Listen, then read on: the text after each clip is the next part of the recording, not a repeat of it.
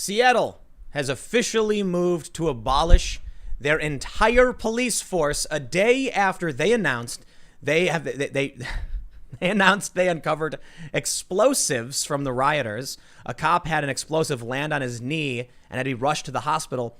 And of course, now's the perfect time to abolish their police. But I can't say I'm surprised. We've got a big slew of hypocrisy.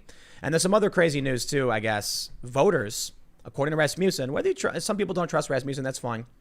50% of registered voters believe that politicians in big cities and journalists, reporters, are actually making the violence worse.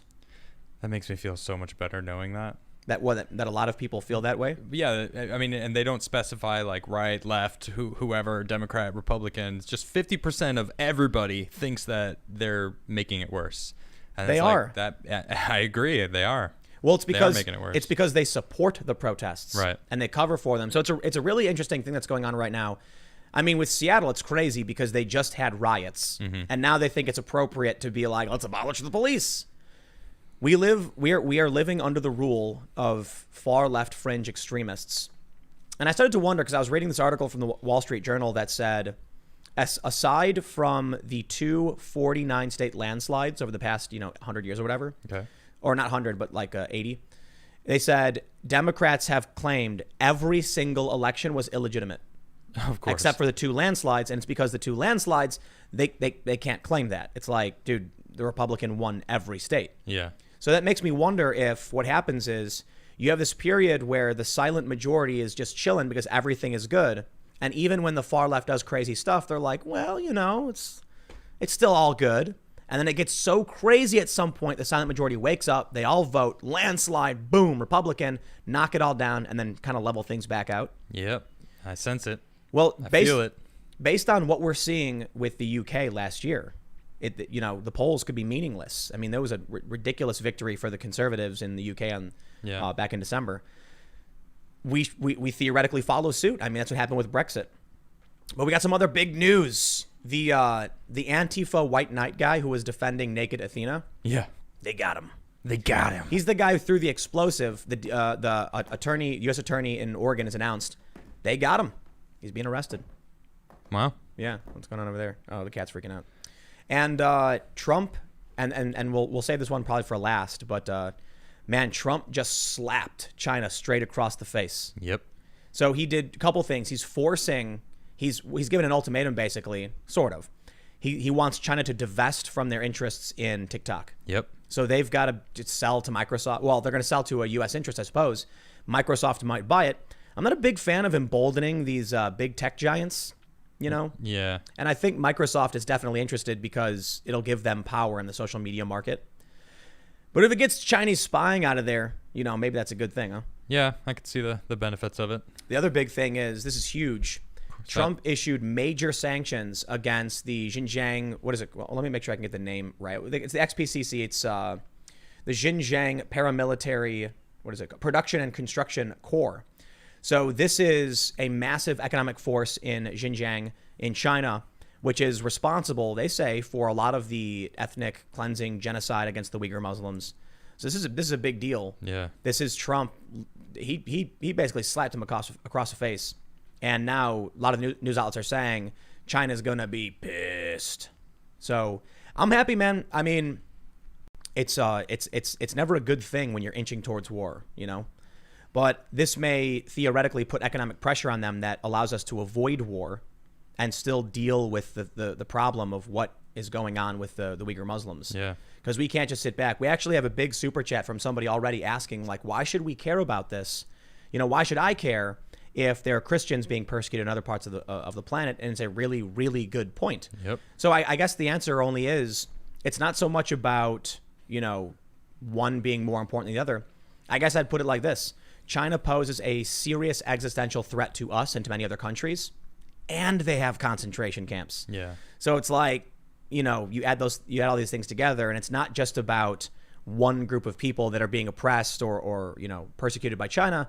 It's also, we face a serious threat from this country, and sanctions do more than just try and stop the genocide, Yep. Well, how about we talk about what's going on with this here Seattle Police Department? However, if you haven't already, make sure you Smash that like button. Smash it. Come on, for me, not him or her, just me. Smash it. just Adam, not the rest Just of for us. me. You know what? All right, if you want to smash it for them, I'll be okay with it. I'm not upset if Thanks, if Adam. you do. But smash it for me. Yeah. I mean, come on, smash it. Smash the like button. All right, and also 30K likes. That's the deal. I switched What? beanies. You'll put the beanie on at 30K likes. That's at 30K. Adam is saying right now, if we hit 30,000 likes, he will put on the MAGA beanie. Yep, it's true. So I'll be jamming over there with the MAGA beanie. 30, And then 30K likes though. So also we're gonna be jamming out later tonight. Yep. It's Friday night, so we kind of just chill, dim the lights a little bit, put on some music. Oh, we could dim the lights. We haven't taken advantage of that. Yeah, we have. We can just literally tell it what to do. That's true. It just voice activated. So how about you guys smash the like button, hit the notification bell, subscribe, and share the podcast if you like it. And we're going to talk to you about what's going on with Seattle. We got this story from Town Hall. Seattle moves to abolish entire police force. I noticed that they added a little editorialization here. Insane. Yeah. I would argue. mean- I would argue that's a fact. Yeah. Finally, some good reporting. There you go. They say, well, it may be time to deploy the military to Seattle after all, because of what local lawmakers are doing is nothing. Because what local lawmakers are doing is nothing short of allowing the city to be engulfed in violence and anarchy. They're moving to abolish the police. It's not defunding. It's a total dissolution. Nonprofit programs and community-led activities will replace policing. Why? Well, according to the resolution, the Seattle Police Department perpetuates racism and violence. Oh, yes. And it's a vehicle of white supremacy. It's typical woke nonsense, and it's a cancer that's killing America. So I'll pull up this. This is a tweet from Christopher Rufo. Breaking: Seattle City Council moves to abolish the entire police department and replace it with a civilian-led department of community safety and violence prevention. Oh boy. You know what this is? This is like you've got people ready to stab each other and someone arguing that a calm conversation, a glass of hot cocoa will make everything all better.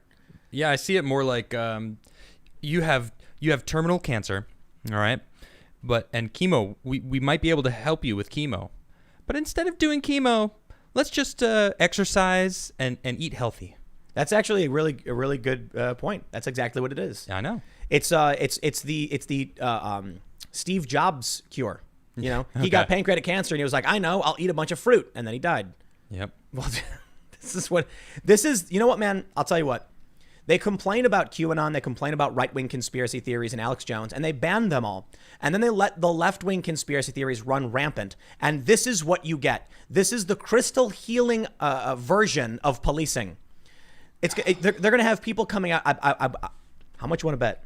The community-led violence prevention people will be wearing crystals. I don't know. All I know is it just feels like every criminal in this country is going to be like, oh, open game. It's open season on Seattle. Wow, man, time to go to Seattle. What are they gonna do? Let's talk this out.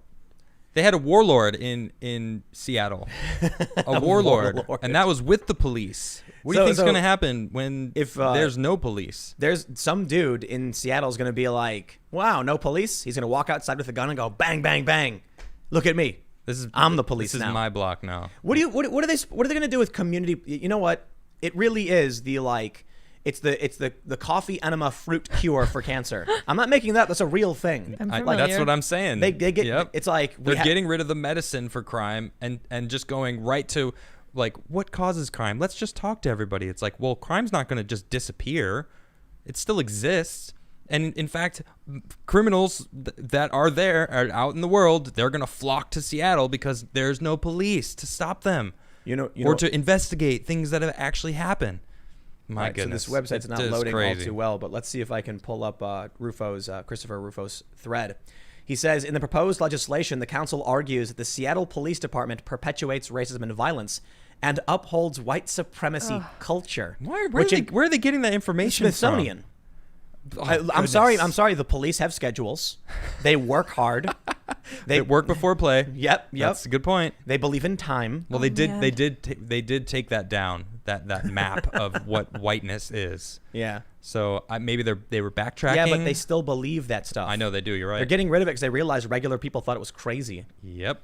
He says the council endorses the decriminalize Seattle agenda that would replace the police force with culturally relevant expertise rooted in community connections, housing, food security, and other basic needs. So socialism, right there. Yep. Huh. Trauma-informed, gender-affirming, anti-racist praxis. What? Whoa. Word salad. What? Help! 911! I have an emergency. What do you need? I need trauma-informed, gender-affirming, anti-racist praxis. Oh my God! They're on their way. What does that even mean? Why couldn't my question with all this stuff? Why couldn't they just have introduced all this stuff with the police? Like what is it? Like why don't they bringing community together? That sounds great. It's I mean, I don't know about that last bit, but I mean, getting rid of police completely sounds insane. Like the beginning of that article that was talking about it. You ever watch It's Always Sunny in Philadelphia? I've seen a few episodes. Yeah. There's one where they start taking I can't remember which character. It's been a long time since I watched, but they try to get healthy, and so two of the characters have been taking a ton of supplements. Okay.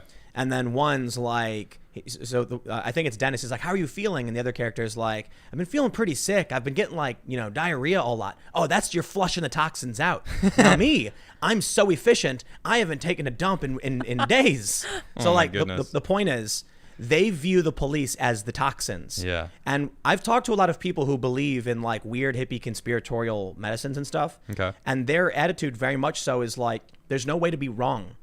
So in this regard, it's like, nah, the police, man, they're the problem. Okay, well, how are you going to deal with this? No, you don't understand. They are the problem. No matter what you say, no matter what you do. No. Saying that you can never be wrong is the problem. Right. That is an issue. Everyone can be wrong. I can be wrong. I don't mind being proven wrong because that makes me realize that I was wrong and now I can be right instead. I would much rather be right than wrong.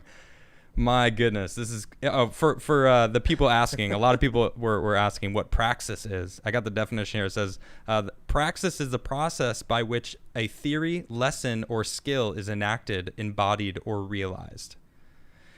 Cool. Does that help? I think I've got to issue a title correction real quick. Oh. Go on. They move to abolish. I think that's different from votes to abolish. So in all fairness, I will issue that live correction right now, just in case, because it may actually be they've proposed the abolishment. Okay, so it's like what's going on in California with, affirmative action. They've moved to put it on the bill or on the voting ballot so people can vote for it. So they haven't actually voted to abolish the police department yet. That sounds so great. Right. So this is the resolution they've put forward so far, but they've already expressed they have a veto-proof majority. To put it on the docket. No. The city council is going to confirm it. Then, however it goes through. Don't the people still vote on it? I don't believe so. In Minneapolis, they didn't. Oh, man. I'm pretty sure the city council just says like, boop. Okay, that's scary. Maybe not. I don't know. I could be wrong. It's just a calling card for criminals that want to just go. I mean, what are they going to do? It reminds me of crazy. The thought of having no police is not a place I want to live in. It's utopian thinking, man. Well, they what do they think, that everyone wants to live peacefully? Because that's not the case. There's always going to be people that would rather just take your stuff than go work for their own stuff. What's that? There's that viral meme about putting the shopping cart back. It was like, yes, I remember this. Yeah, there's like a meme that goes around where it's basically saying that the shopping cart is the true test for a civilization. Yep. Because you're rewarded nothing for doing it. It's not so you go to the store, you get your shopping cart, you go to your car, you load your car up, and then there's the cart corral. And you look a few cars down. You look at your cart and you look at the corral, and then you kick the cart and it just goes off and crashes somewhere, and then you get in your car and you leave. Yep. That's the point. It's like you could very easily just do the little bit of extra work to put the cart away. Yeah. Yet still the parking lot is littered with carts. Yeah. People like to compare us to Sweden and talk about Sweden. It's like I've been to grocery stores in Sweden. Not one cart is out into anywhere. They all go back to the same spot in the spot. It's just like there's a general respect for society. Well, that doesn't exist here, and they're trying to make a socialist, city work. Well, that doesn't work if everyone isn't on the same page. Exactly. That's the grand experiment. Yep. Sweden they've got border restrictions to varying degrees, I'd imagine. In some senses. When I was trying to go from Denmark to Sweden years ago, they stopped and checked my passport. Yeah, they do that still. Yeah. Yeah. And I also imagine if you flew in there, they'd stop and check your passport. Yep. Right? Which Yep, means they keep some people out, I would imagine. I'm sure they do. Yeah. So if you live in the United States and you don't live in Seattle and they announce they're giving away free stuff and there's no police, what's to stop you from flying 4,000 miles from, the furthest point in the States all the way to this other place you've never been to, you don't know anybody, you're not a part of the community, to get that free stuff? Well, I mean, I think about the homeless problem in America, which is a problem. There are many homeless people in many cities. Why wouldn't they want to go to Seattle then? They do. I know. They love it. That's my point. Man, there's a rail. I briefly lived in Seattle. I knew a bunch of these rail hopper dudes. Okay. So they would hop the freight trains and ride through the country to various areas where they knew they would get free stuff. Well, Seattle's very quickly going to become a hotspot for exactly that. What did they do at Chaz? Within 3 days, they were like, all of our food got taken from the homeless people that bombarded our camp. I don't think that was real. I thought that was a... You don't think that was real? I mean, the over the top tweet was, I believe, not real. Okay, I believe they did have serious problems. I think so too. And then look at New York. Look at the New York Chaz that happened. Why did he take it down? His exact words were, "It's more homeless people than protesters." The New York Times said that it's just a homeless camp now because the activists left and the homeless took over, and it's just homeless people. So the city of Seattle is doomed. That's all know. I see now. There's also a homeless camp in Philadelphia that was set up as like a Chaz kind of thing, and then the homeless came in and they were like, "Well, we're not leaving until they all get houses." Yeah, something like that, like places to live. But with what's going on in Seattle, we're gonna see this. I'm willing to bet we're gonna see it everywhere. And it's funny how they desperately try to have, Joe Biden is trying so hard to be both I'm not for defunding the police and I am. Yeah. By using duplicitous language, like a true Democrat. Should we reallocate funds away from police? Yes, absolutely. Should we defund the police? Well, Joe Biden never said that. You're right. You're literally correct. He didn't literally say that. Yep. But he explained what defund the police was. Well, I mean, they're actually abolishing it here.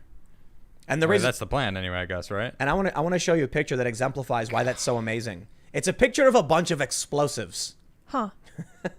Mayor Jenny Durkan is asking for peace and an end to violence and vandalism. This does not get us closer to justice. I'm sorry, man. At this point, I just got to say I have no sympathy for people who live in Seattle.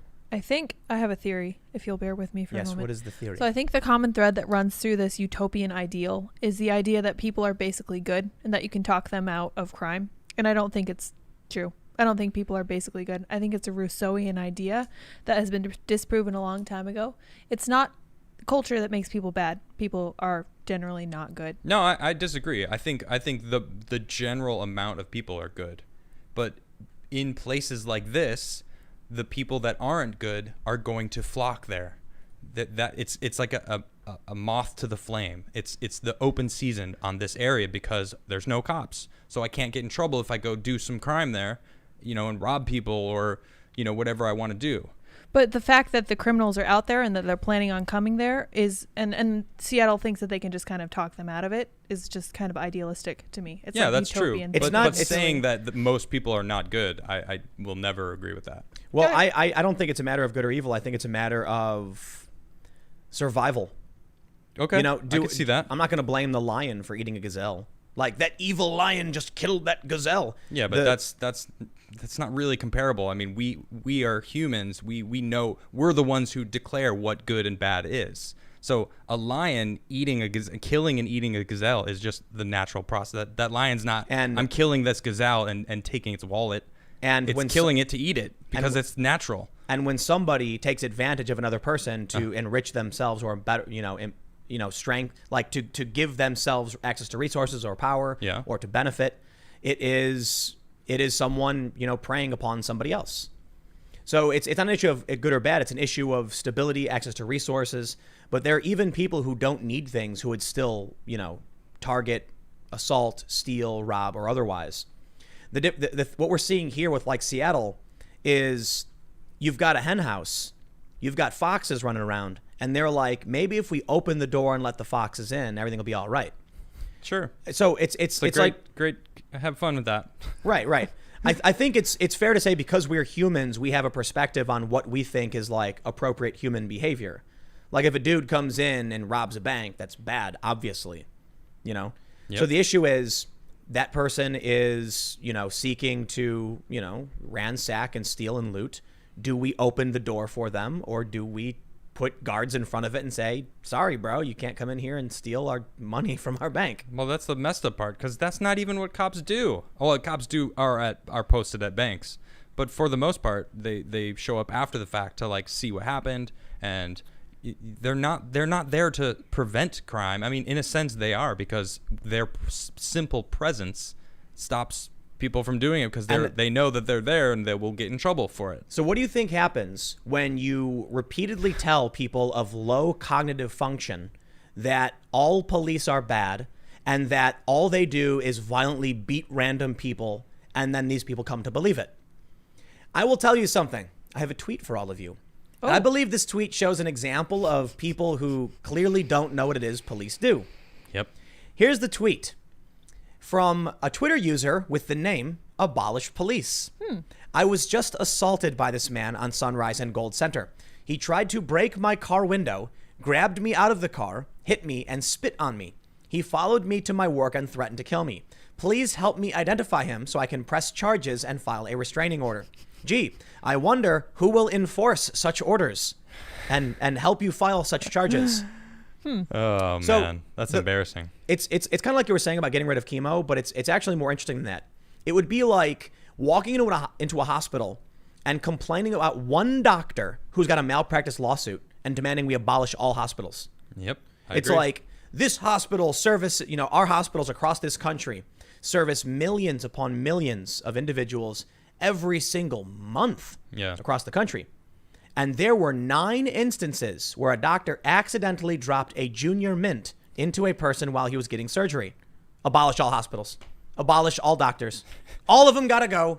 Hey, hold on. What- Have you ever... Has that happened? The junior mint thing? Yeah. It's from Seinfeld. Okay. Okay, Yeah. It Well, was that's a great reference, oh though. my God. It was do you know the episode? No. Like Kramer is like looking down and he's eating junior mints, and then Oh, one falls. yeah. They're into up on the balcony thing. Right. A I do junior remember mint that. falls in. Oh no. Think of how stupid does that sound? We sounds must pretty get rid- bad. Now hold on. Now what if someone said, you know what? We do have doctors. Now here's where it really does get interesting. We have doctors that provide service to millions upon millions of people per month. I don't even know how many people per year actually go see doctors. Yeah, who knows? Would it be crazy to call for medical reform because 9 people had botched surgeries and died? Nope. I don't think so. I don't agree. think so. I don't think so.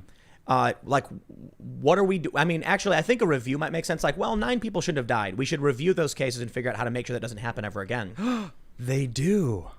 Right. Newsflash, Exactly. they do. Even Now- and to bring it back to what you're actually talking about, even the cops that do that, they do that. There is a review, so that actually happens already. So you know what the problem ends up becoming?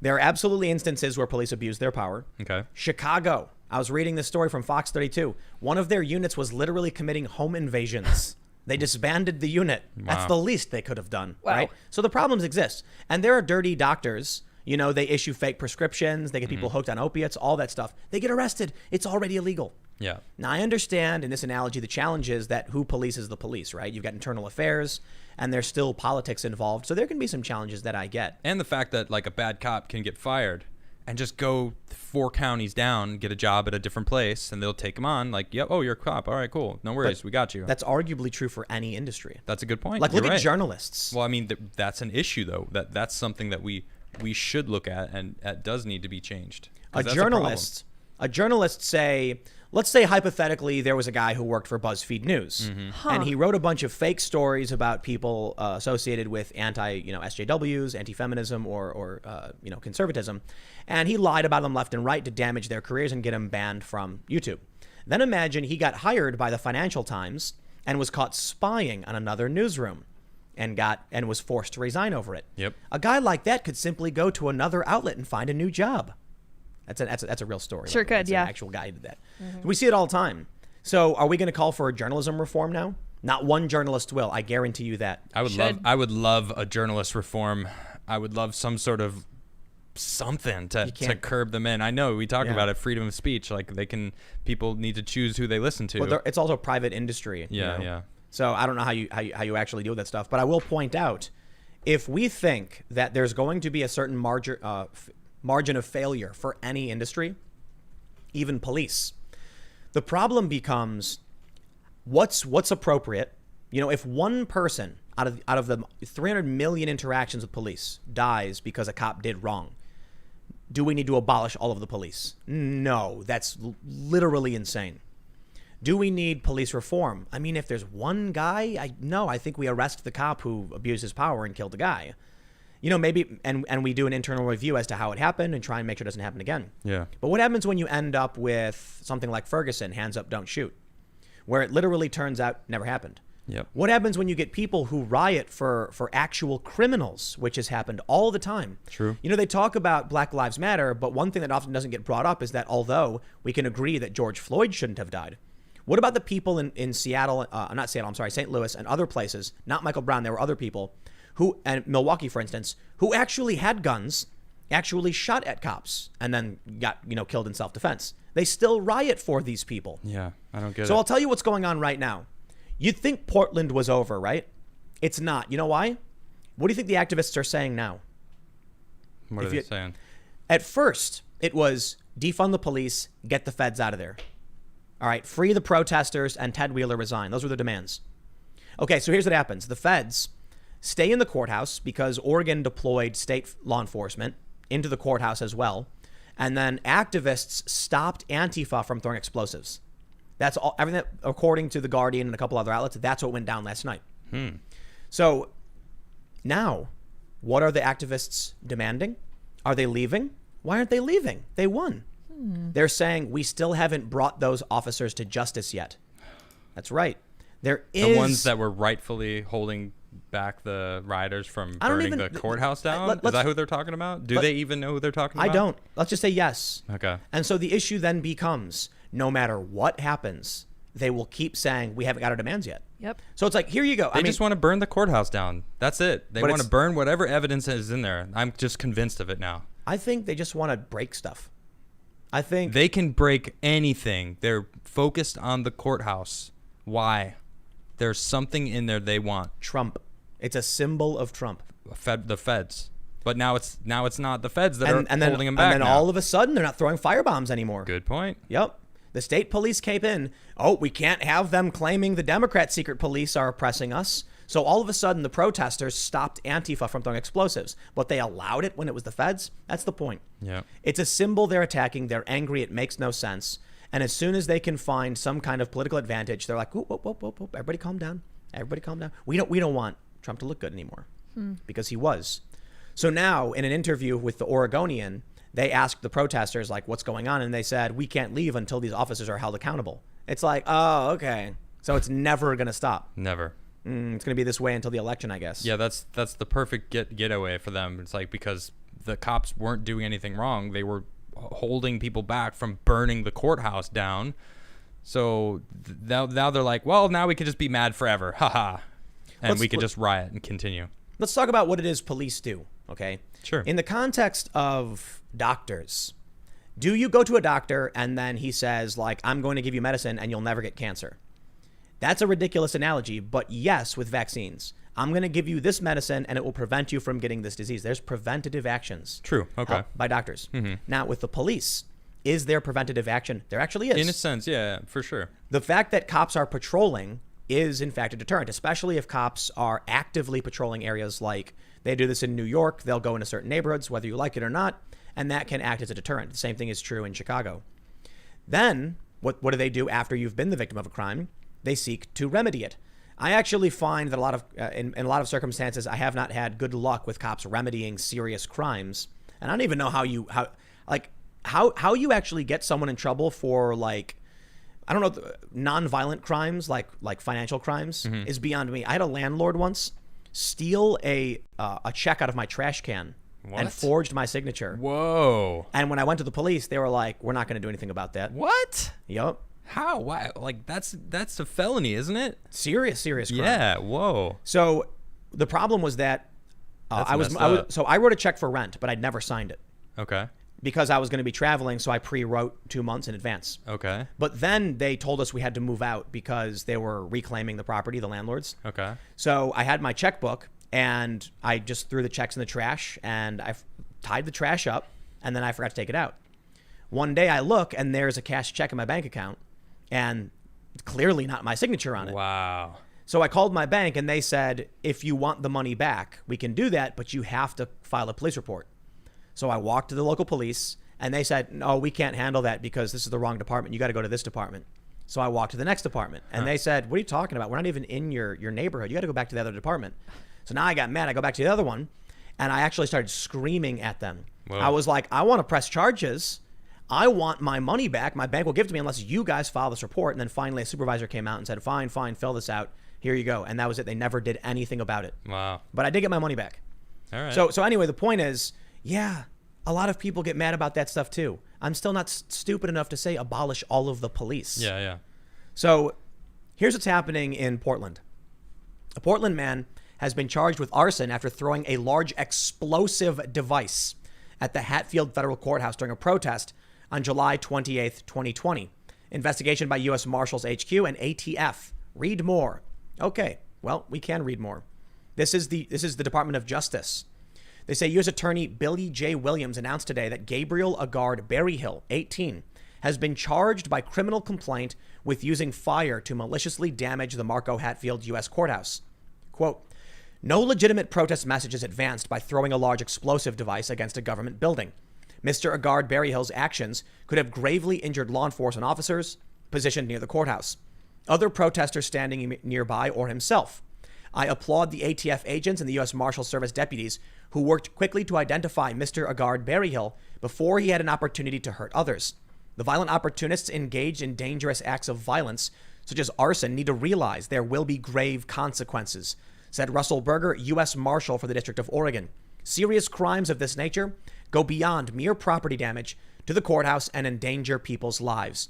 They say, according to the documents, at approximately 11:50 p.m. on July 28, 2020, security cameras at the Hatfield Federal Courthouse captured footage of a large incendiary object enter the building's portico area and land near plywood sheeting affixed to the building's facade. A few seconds later, the object exploded, igniting a fire near the building's main entrance. Federal law enforcement personnel collected various items near the site of the explosion and sent them to a Bureau of Alcohol, Tobacco, Firearms, and Explosives laboratory for further analysis. They revealed social media posts the night of the explosion and located videos of the incendiary object being thrown. The individual depicted throwing the object, later identified to be Agard Berryhill, was a young Caucasian male wearing a green-colored vest. Now, how does that sound familiar, huh? Yeah. Grammy's It's little Gammy's kid. boy. Gammy's boy. It is Gammy's boy. Antifa militant whose grandma bought him a riot vest has been charged with arson. I believe the story is a little bit too good to be true, though. I don't believe his grandma actually bought him the vest. But so for those that don't know the context, this guy right here, he was shielding naked Athena like a very cringe-inducing white knight. Yeah, she didn't seem like she wanted it. She was pushing him out of the way, and he kept shoving her and getting in front of her. Ugh. Oh, man, that's the most annoying thing in the world. I'd have hit the guy. Like, stop pushing me and get out of my way. In fact, I almost want, like, I'd love to have been there and just grab the guy and be like, dude, stop touching the lady. Yeah. It's like, it's not even about defending the woman. It's about this cringe white knighting that makes me just so, ugh. It's like, dude, can't you see she's trying to get her photo op? All right. Yeah, I know. Like, let the naked lady spread her leg to the cops. Get out of the way. Let's just get this over with, please. It's more about this, like, it's, you know what we used to call behavior like this from these, like, white knight dudes? Bad farting. It's a bad fart that clings to you, and no matter how much you try and like shake it off, it just people can smell it and they're like, oh, oof. Yep. Like you try to run out the room or something, you're fanning it, it just won't go away. That's what this guy is. That's a good point. Anyway, That's what it looked like. So there's a website. There was a website where they sold this. It's a reflective vest. It's supposed to look like a bulletproof vest. They're literally LARPing, dude. Oh yeah. This guy bought a LARP vest. No, his grandma bought it for him. Well, supposedly. Right. Supposedly, we'll say that. The post was made 8 days before people publicly identified the guy. And that's why people were like, hey, this post is from a week ago. And it was a verified review, meaning whoever left the review did buy the product. But it's possible somebody bought the product. They found him. They bought the product because they found. Here's what I think happened. It was the night before the 20th where the Naked Athena lady did her thing. Mm-hmm. And someone probably looked up this guy, found out who he was, and then posted his picture on this website. That's what I think happened. I'm not entirely sure. It means they would have had to buy the vest themselves. A week later, a bunch of people found the profile, found the post, and then were like, dude, this is the guy. And now they believe his grandma bought him a riot vest. It's not a riot vest. It's a reflective vest for LARPing, like live action role play. This is literally an 18-year-old playing a game. Yep. Now he's being charged with arson. He on should a be. federal building. I mean, he lit. I saw him light it and throw it, and that was the big, huge explosion that we covered a couple nights ago. And it was like, okay, that is definitely something more than just whatever they were, a firework mortar. It was clearly something. IED. Yeah, an IED, exactly. It's like, okay, you play stupid games, which to him is a game, to everyone else is not a game. Like, someone could have been seriously injured. This is what law enforcement does. You throw a bomb, they arrest you, Yep. you go to prison, and then other people are like, hey, if you do that, your life will end. This dude's life is over. I'm pretty sure what he did is a felony, all right? I mean, I don't know exactly if they laid out, okay, so they didn't exactly lay out if it's a felony, but I'm assuming arson on a federal building is going to be, okay, here we go. They say, he made his first appearance in federal court today before a U.S. magistrate judge and was ordered released pending further court proceedings. What? Really? Wow. Huh. Arson is punishable by up to 20 years in prison Whoa. with a mandatory minimum of 5 years. Wow. Okay. Whoa. Yeah. 5 years in prison. Dude. Now here's the most important question. How long do you think he cried for? I think he's still crying. You think he's still crying? Absolutely. He probably cried for quite a long time. Yep. And his mom probably gave him a spanking. And his dad was going like, I have no son. What have you done? Remember that Antifa guy whose parents brought him in? What do you think he's saying to his grandma? I can't believe I bought you that vest. What's his name? Is his name Billy? You told me it was gonna be for LARPing. Gabriel. Oh, man. Gabriel, I bought you that vest and now you're going to prison. It's all my fault. Gaby. Gaby. Oh, Gaby, you're gonna get locked up. Oh, man. I think that's the gist of the story on this guy, but this is the perfect example of what law enforcement does and why we have many different departments. Could you imagine if people thought they could just do these things and nothing would happen? That's the problem with what's happening. Yep. We need to see these people important, like go to jail. Exactly. It's a combination of deterrence. I do think we need reform. Yeah, we need for sure. We need, like prison reform. How do we make it so that these people come out and they say to themselves, wow, that was a really bad idea. I shouldn't do that again. That's a big question. Do you think you can connect this to the broken windows theory of policing, where if you get people in trouble for small crimes, you will be able to prevent them from doing bigger things? I don't know. There's a direct connection there. I don't know. Because, I Maybe. mean, arson on a federal building is not exactly small. but- I don't know about I don't know if broken windows policing actually worked. There's there's pros and there's people who there's proponents and opponents of it saying it did or didn't work. There's an interesting thing I was reading about at the time when they were claiming this new heavy-handed policing was reducing crime. We were actually removing lead from gasoline, and like leaded gasoline levels coincided with like crime or something. Wow. Yeah, and I'm not saying it's true or anything. I was just reading an interesting article. They talk about it's a question of here's the issue when it comes to policing and when it comes to broken windows: freedom or security. I err on the side of security, which means you'll see lunatics get released. I think the big problem with cities like New York is that if you simultaneously can't defend yourself and you have a ton of, you want to have, it's an imbalance in law enforcement, right? You tell people, okay, we're going to err on the side of freedom, bail reform. What that means is in New York, they passed this bail reform measure. Certain crimes, you get straight up released. We will not hold you because you can't afford to pay bail. They argued it was unconstitutional to hold someone unless they had money and poor people are being negatively impacted. Mm-hmm. Okay, I agree with that, actually. Holding someone could destroy their life. However, crime began to skyrocket. Why? Because it's still illegal to personally protect yourself in New York City in certain ways, to say the least. That's a good point. So then you end up with a bunch of very weak, vulnerable people and criminals being constantly released. If you're going to have freedom, it can't be only freedom for one certain thing. You commit a crime, you're free to go. Okay, what about my freedom to defend myself from the criminals you're releasing? Oh, no. No, we'll lock you up for that. Mm-hmm. Okay. And therein lies the main problem with imbalance in So I err on the side of freedom. I don't like the idea of, proactively going after people. If they commit a crime, they commit a crime. Yeah. If they're walking around like morons with shields, okay, fine, whatever. If they then cross the line, then you arrest them, then you charge them. But I do think we need to look at how we do prisons and try to figure out a better way. I 100% agree. Privatized prisons are definitely an issue.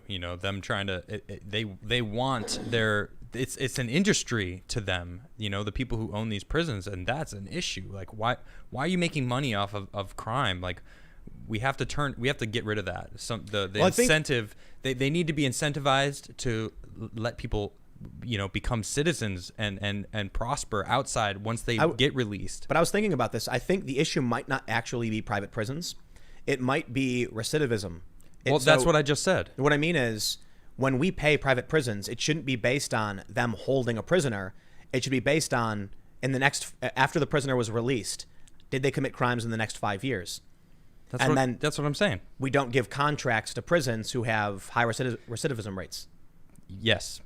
Or when becomes lower, they get more. They then get to prosper. It's like then they can use that money for grants. Like the crime bill got rid of people being able to further themselves, and that's ridiculous to me. Like, why wouldn't we want them?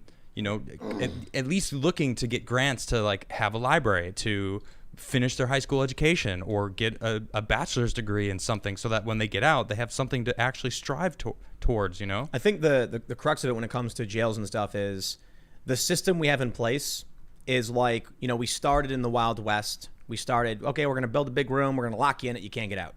And then we said, okay, well, we got more people. We need a bigger room. Mm-hmm. Okay, now we need a bunch more rooms. Now we need our own building. Now we need a bigger building. Okay, now we need to separate jails and prisons. So now we have jails for temporary holding under a year. Then we have prisons for everybody staying above, like more than that. And then we have supermax prisons. All we've really done has been like, let's keep making bigger and bigger places to put people, instead of saying like, hey, let's change the system and invent something that could fix this, instead of just, sweep it under the rug. Mm-hmm. I think one of the ways to get there would be, if we have private prisons, perhaps we should be saying something like, if a high proportion of the prisoners released from your prison go on to commit crimes later on, then we'll stop giving you contracts. I like that. And they're going to be like, okay, we got to figure out a way to make sure that the prisoners leave here and never commit crimes again. Otherwise, we go out of business. And that might actually make sense. There's interesting ideas around voucher programs.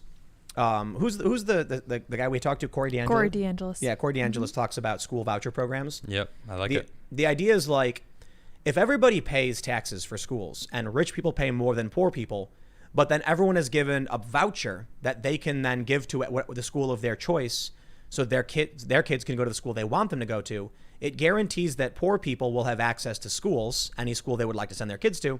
And, it also guarantees the right for people to choose their school while having schools compete to be better.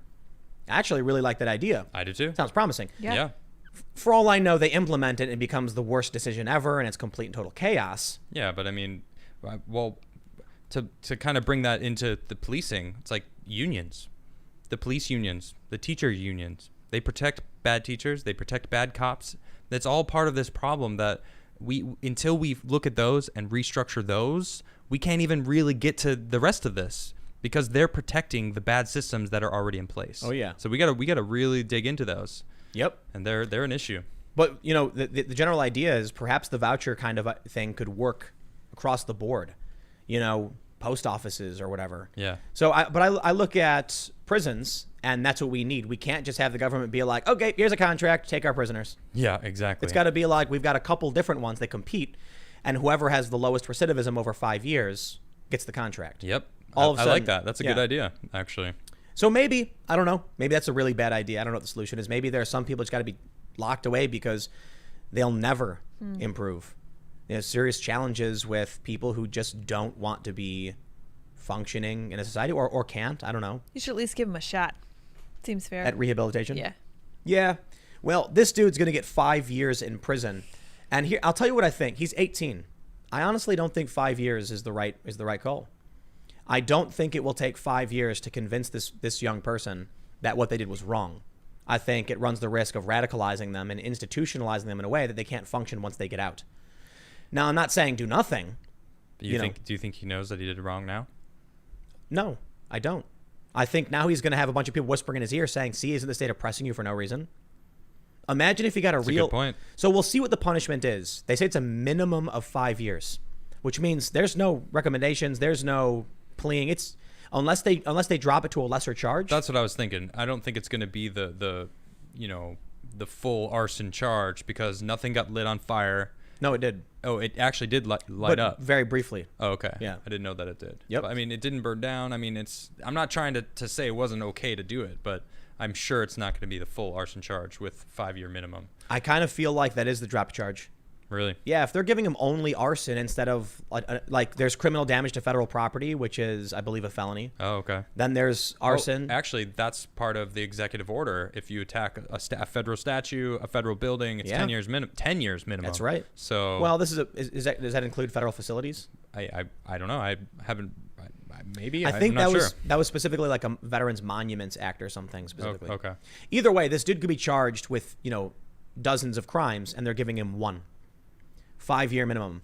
So we'll see what happens when he actually goes in. Maybe they're playing big ask and they'll drop it down. But I think I don't know what the solution is when you get these dumb. I mean, let's be real, man. This kid is as dumb as a box of rocks. Yeah. He's playing. Well, it was his first time in the court, right? Isn't that what they said?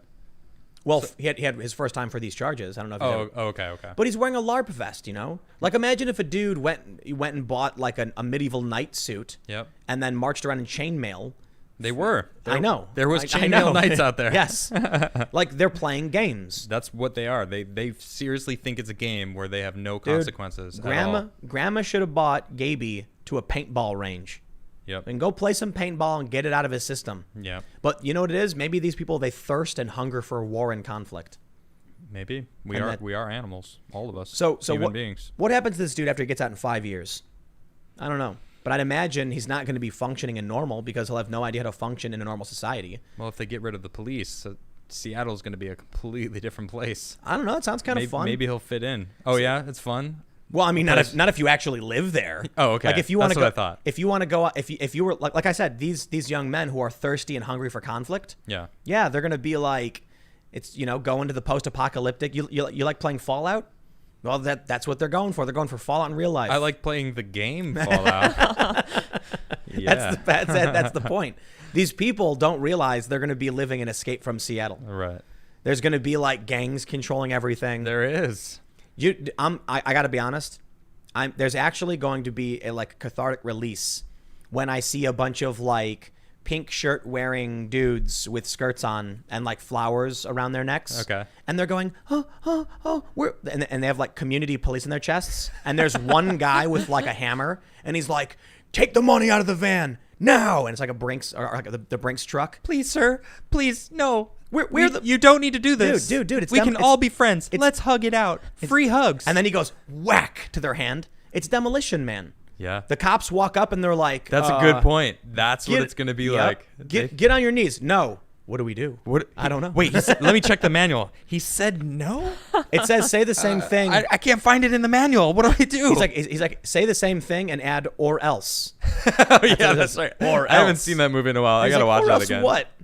That's a good movie. But you look at that. I'll tell you what. Remember that video of that chick saying like "or effing what" and to then the cop? they arrest her. Yeah. Imagine there's no cops and she's just stomping about, screaming and smashing things. Oh, Karen Land. And then you're gonna have these dudes wearing like pink shirts, going like, "Can you calm? You're not supposed to break that. Oh, she broke it. Oh, geez. Can you stop? Oh, she's not gonna stop. What do we do? Let's get out of here." And they run away. I'll tell you what, man. No, they're gonna be like, "It's okay. She's oppressed." Yep.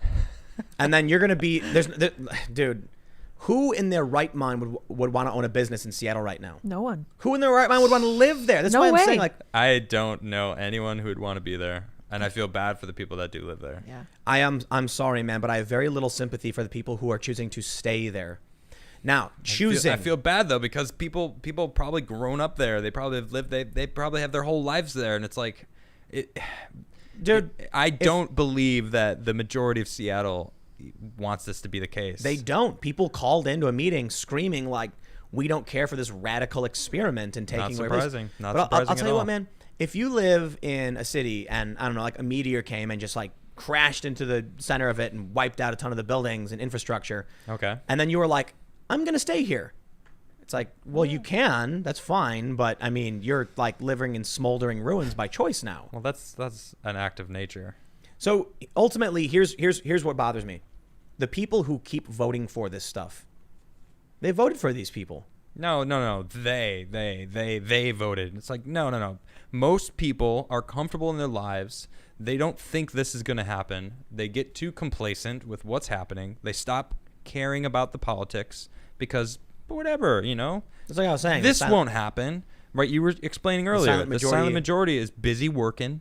They get home from work. They crack a beer and hang out with their friends. They don't talk politics. Politics needs to be a regular thing for everybody, and it's not anymore. These people that are out there doing this, it is everything to them. It's the only thing that they do is because they want their, message pushed forward to the front of the line, and that's what they're doing. So the people that live in Seattle, if they want this, by all means. But if not, they need to get political. They need to get involved. They need to be protesting also. I'm actually thinking if Biden wins, we might see, so let me stop there. I'll start over. People believe that if Donald Trump wins, progressives will go nuts and start tearing things apart. They're already doing that. Right. So what's the difference? But most people are like, yep, the progressives, they'll rip everything to shreds if Trump gets elected. If Biden gets elected, it's only like 36% believe conservatives would get violent. And that's like, I'm like, well, those 36% are wrong. But maybe not. I'm starting to think otherwise.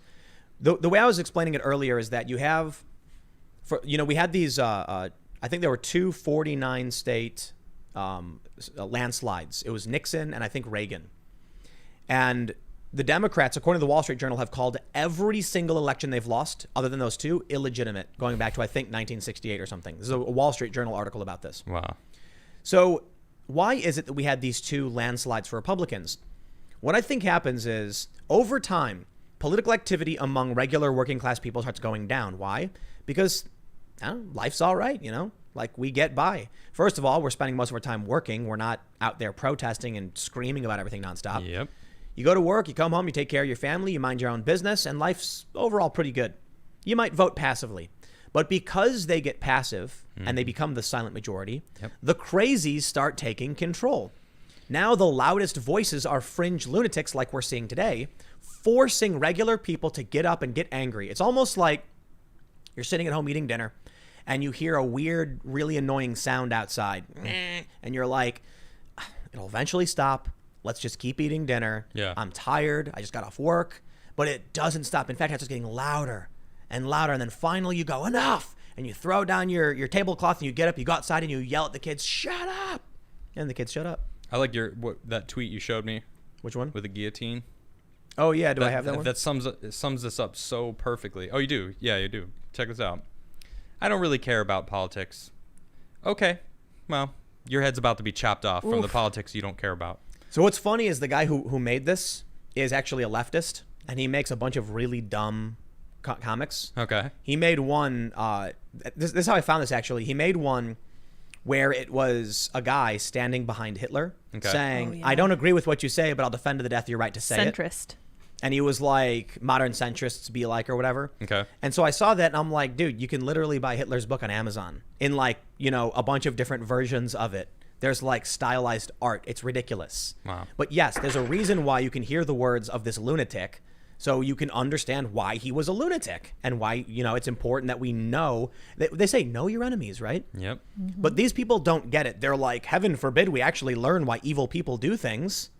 But I looked at his Twitter account and he had this one as well as part of a collage or whatever. And he says, it's a guy about to get his head chopped off. I don't really care about politics. The reason why that's funny is because it's not the right that goes around in revolutions with guillotines. The left literally brings mock guillotines to people's homes. Jeff Bezos is home. Right. Yeah. So this actually speaks way more to moderates and conservatives than anybody else. Yeah. You can sit there all day and night and say you don't care, and well, here comes the chop. Politics cares about you. Well, I'll tell you what, man. Voters say some big city leaders, most reporters, encourage violent protests. Here's what's crazy.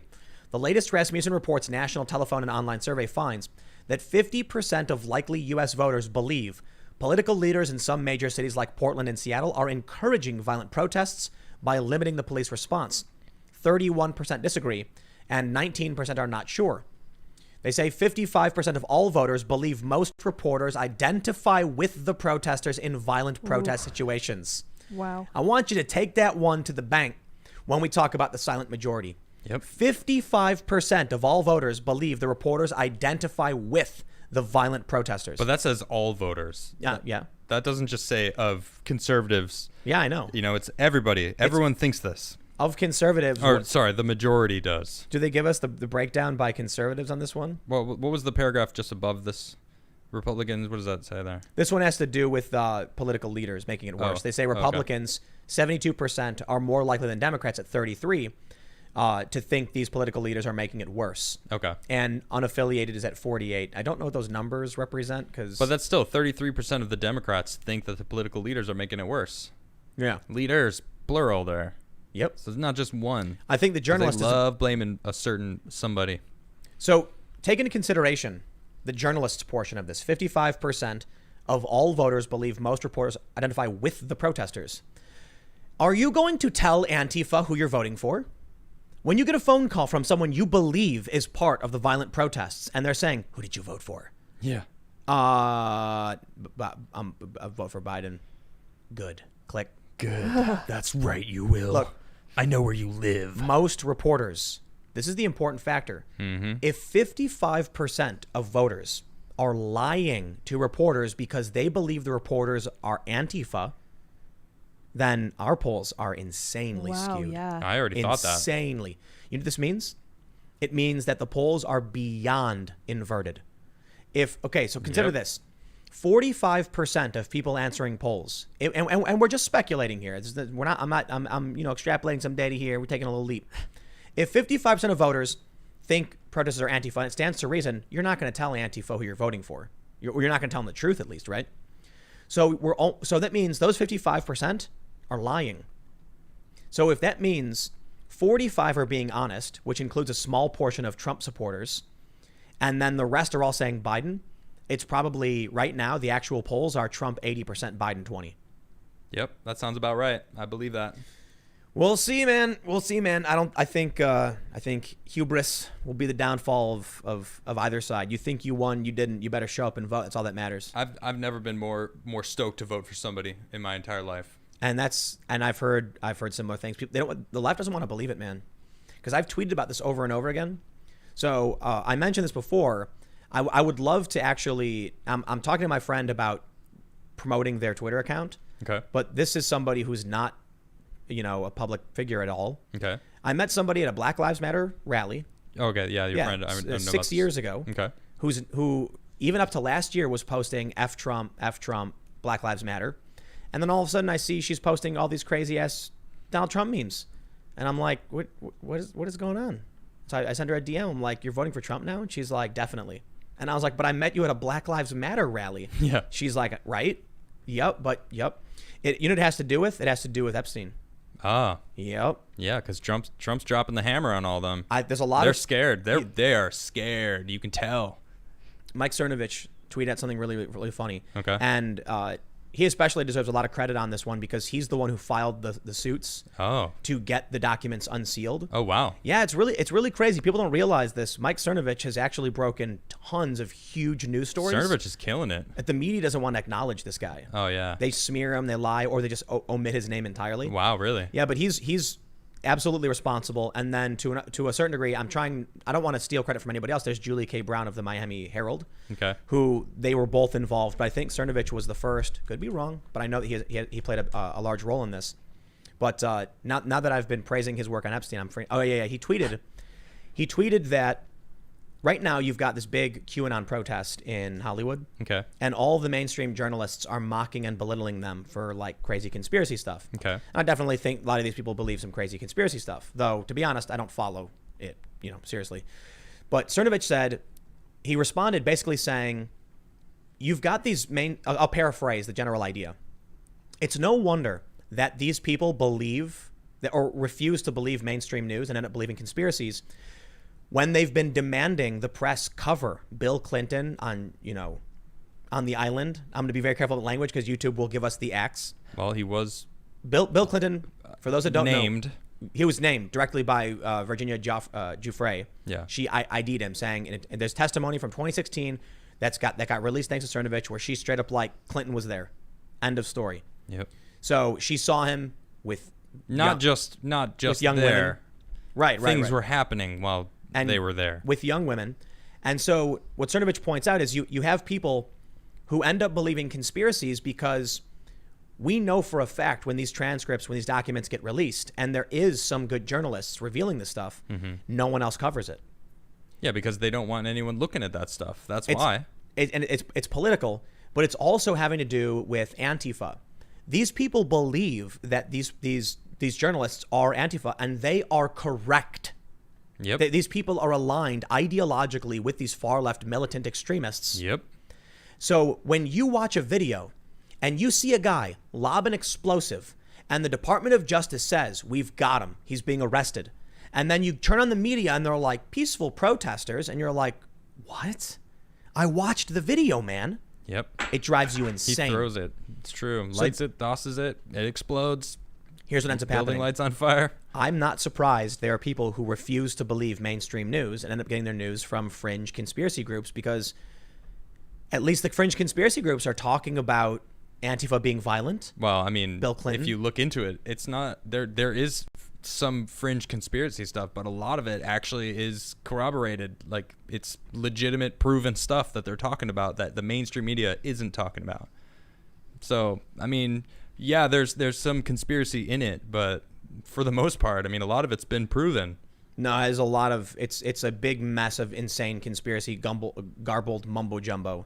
Well, yes, it's become more and more because it feels like they're trying to smoke the whole Q movement with these crazy sides. There's a lot more problems with Q going back to its entire history of failed predictions and kind of just garbled nonsense. Okay. But what happens is no one will trust the mainstream news if the mainstream news is trying to debunk it, because we know they're lying about things we can see with our own eyes. So what happens is people become very susceptible to conspiracy theories. If you see a story on the internet and it says Antifa lobs, bomb, or if you watch this show, for instance, yeah, and we showed the clip from, and we didn't play it, but we show that DOJ posts this, and actually, can I pull it up right here? Here we go. A Portland man has been charged with arson, and here's the video published by the DOJ, and you can see a dude. Look, there's the flash. You can watch it. You go on Twitter. You can see this, a verified DOJ account. Yeah. If we know this happened, if you watch this show and you know this happened, and then you see from every mainstream news source, peaceful protest. You see a picture of a burning building torched, and it says peaceful protest. You watch MSNBC, and what was that guy's name who said peaceful protest in front of the burning building? I don't remember his name. He's standing in front of the police precinct, which is being burned to the ground. Mostly peaceful. And he's like, no, it's peaceful. It's peaceful. And CNN did the same thing. Oh, yeah, I remember that. If you watch that and you're staring in confusion like, I don't get it. These people are literally insane. They're lying. Then when they come out with any other information, you're like, I don't buy it. I don't believe it. It's like I was saying before. They could come out right now and say, today Donald Trump waved hello to some reporters. I'd be like, no, he didn't. You're lying. It's not true. It's fake news. I'm going to need proof. I need the video. And I need the full 20-minute video of the helicopter landing, Trump walking up, waving hello, walking back, and then flying away. No, he gives the thumbs up. That's what he does. He goes, see, boom. Yeah, see? No, he flicks him off and says, you're fake news. You're fake. As he should. No, he doesn't. I'm kidding. No, I know. I like the guy, so. I saw videos of a lot of these, a lot of the conspiracy protesters and stuff. And what makes me really angry is that, and I'm not going to blame the individuals for believing conspiracy theories and fake news, but in the absence of real journalism, the space is exploited by people who just make things up for profit. I mean, you're also going under the assumption that anyone that follows Q believes every single thing that they're talking about, and that's not true. The core of it is just garbled mumbo jumbo. There's a huge map about it's nonsense. I know, I've seen that map. International or interdimensional, whatever. Just right. Listen, there's a general idea around it with Donald Trump going up against elements of what they call the permanent government. Yeah. People who retain their positions after elected officials leave. But you know, if you're talking about people who like passively and loosely like mention something without paying attention to it, well, then I'd recommend you actually start looking into what some of these people are saying, because some of what they're saying is a lot of insane, you know. Yeah, there's crazy people in every group. Yeah, but this is primarily nonsensical, garbled mumbo jumbo. They're holding up posters with pizzas and hot dogs on it because somebody made something up on 4chan and they all just believed it was true. And now I'd be willing to bet there's a huge, I mean, I know for a fact a lot of people believe things are true that are absolutely not true because somebody literally posted on a forum something totally fake. Okay. And the problem I have with this is it makes it impossible to actually dig into what they were tracking. A red herring was thrown out. They chased after it. Now they're marching around with poster boards talking about, you know, weird conspiratorial things that are just not true. And that was the point. You've got powerful elites. We know they're doing creepy things. Bill Clinton was just implicated, so we get it. But when you come out with poster boards of things that make no sense, and one of the princes, I don't remember which Prince one. Andrew. Yeah, Prince Andrew. Definitely implicated. So all you have to say is like, it's very clear cut.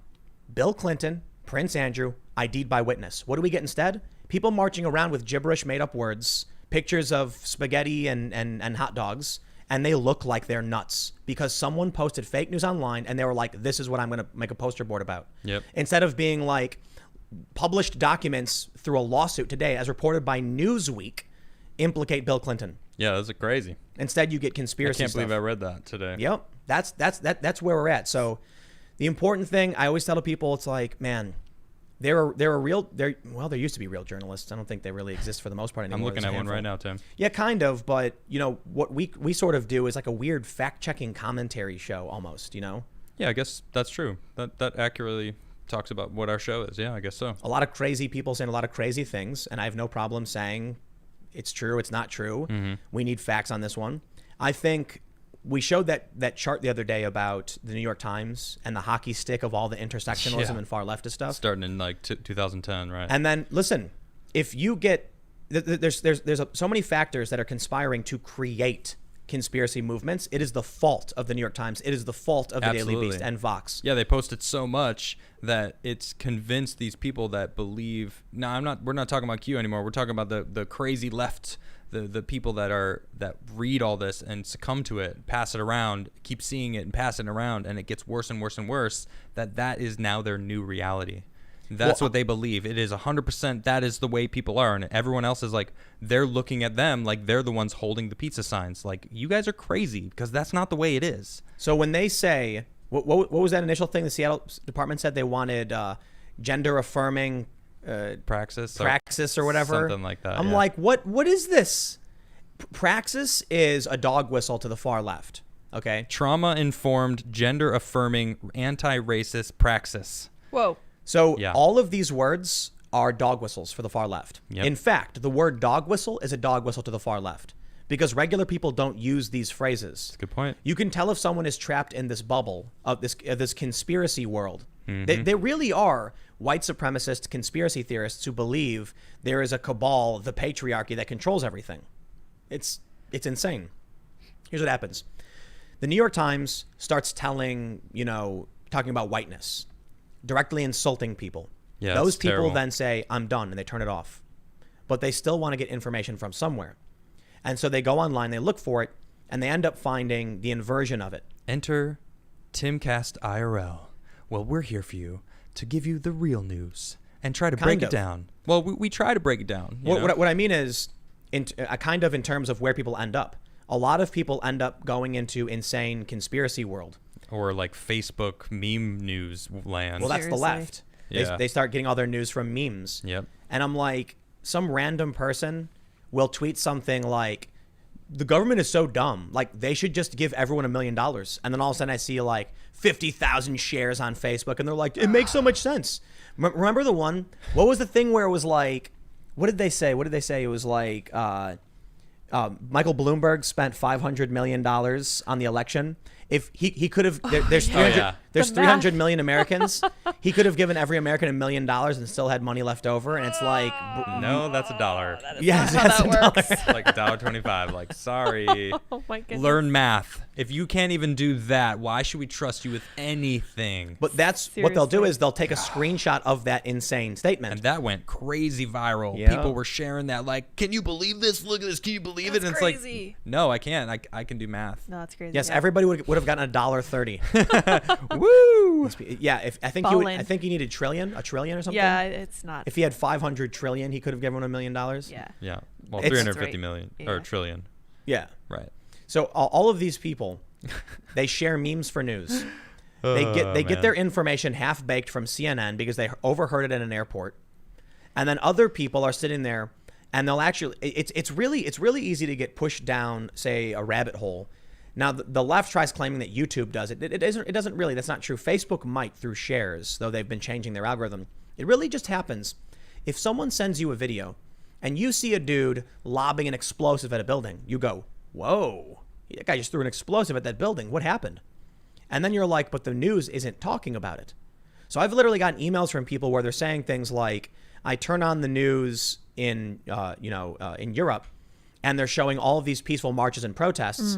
And then all of a sudden you're seeing, gas masks and like camo gear guys shooting at people. Right. And you're like, wait, whoa. How did we get here? Yeah, wait. They're missing a huge chunk of time there. What? They don't show it. Do people even question that though? I would question it. Like, what spawned them to do that? Because there's got to be a reason, and there was, but they don't show that.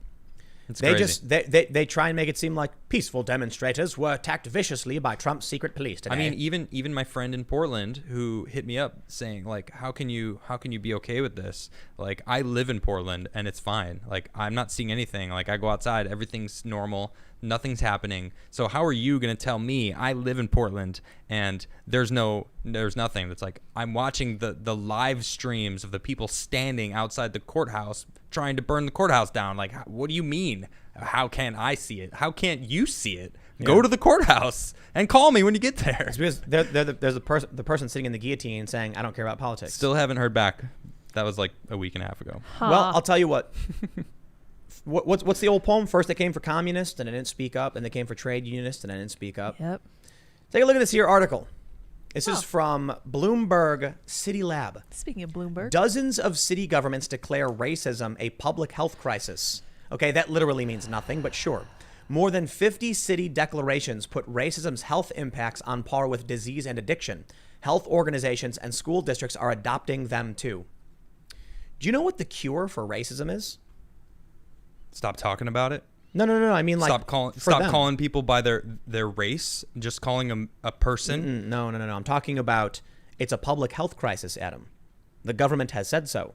That doesn't mean I believe them. How do you think they will seek to cure this public health crisis? I don't know. Where is this anyway?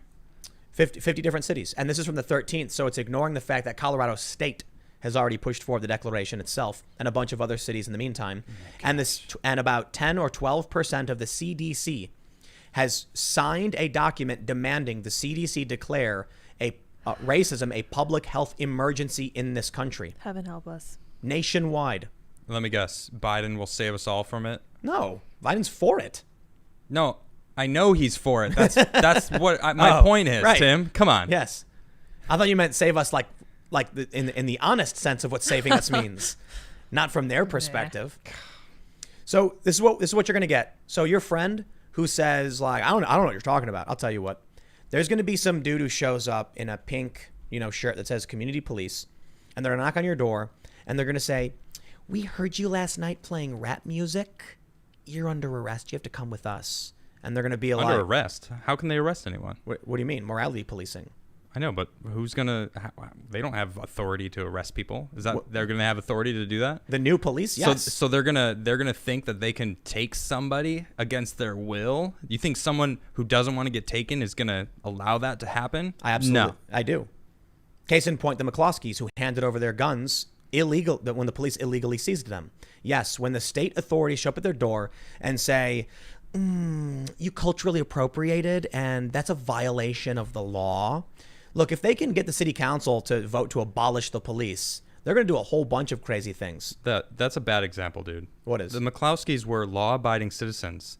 They even knew that those guns weren't firing. Right. They couldn't be fired. And so you're giving an example of a law-abiding citizens. Well, of course they're going to go along with it. I'm not talking about those people. I'm talking about the people that are actually doing crimes that don't care. I just said a person's at their house playing rap music. Okay. And a guy shows up in a pink shirt and says, "You're under arrest for cultural appropriation." Yeah. Well, who knows the type of person? I mean, anyone can listen to rap music. I listen to rap music. The point I'm making. There's people that won't care who shows up. They'll be like, "Get out of here, F off." If the McCloskeys Slam the door. who donate to Republicans and show up on their porches with a rifle, pointing, and the wife with the handgun, if they're willing to do that and they're still willing to turn over their weapons to an illegal demand, if the Adolis gym owners who are saying you can't force us are still willing to get in the police vehicle with the cops and be arrested. More law-abiding citizens. And the guy playing rap music is also a law-abiding citizen. And when the unconstitutional edicts come down and racism is a public health crisis, and just like COVID, they can unconstitutionally lock down your business and arrest you, they're going to say, to cure racism, we must end white supremacy. You can't play this music. And then they show up and say, you're under arrest. And the people will say, okay. They've been doing it. Why would they stop? The only evidence we have right now, based on everything that's happened, is that people will absolutely agree to all of the unconstitutional edicts laid before them. Right now, the World Economic Forum has announced the new program to be implemented will take your blood. I'm not making this up. Yeah, it's crazy. I'm not going to give them my blood. And guess how many people will? A lot. If the World Economic Forum can straight come out and say, if you would like to go to arenas and go to the movies and travel, you must go to a lab and give them your blood, and they will then give you a mobile app which will confirm you're free to travel. And that's in the public, certified NewsGuard, confirmed from the World Economic Forum. And there's no rioting over this. I don't think people care. I don't know about it. Like, no one knows about that. I didn't hear about that until you just told me. Well, now they do. I'm about to riot, dude. So That's ridiculous. No one's going to take my blood and tell me I can't go travel because they have to analyze my blood. Bro, they shut down your passport already. Well, then I'm going to leave this country then, if that's the case. Why would I want to be in this country? You can't. Your passport's been voided. You can't travel anywhere anymore, dude. Well, it sounds like it's time for us to riot because this is ridiculous. The left gets to riot. So if they get to riot because of this stuff, why? I mean, this is insane. Like I'm starting to get really. I was already mad.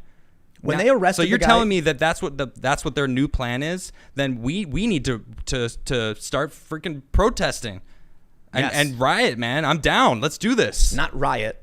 Well, whatever. Riots don't work. Well, it seems like it's legal. Legally, they're getting things done. You've been talking about right now. Your point right now. The riots backfired and helped it's Donald proving. Trump. Look at this. This is because they're rioting and getting into the system. The riots helped Donald Trump. That's why they panicked and backed off immediately. Okay.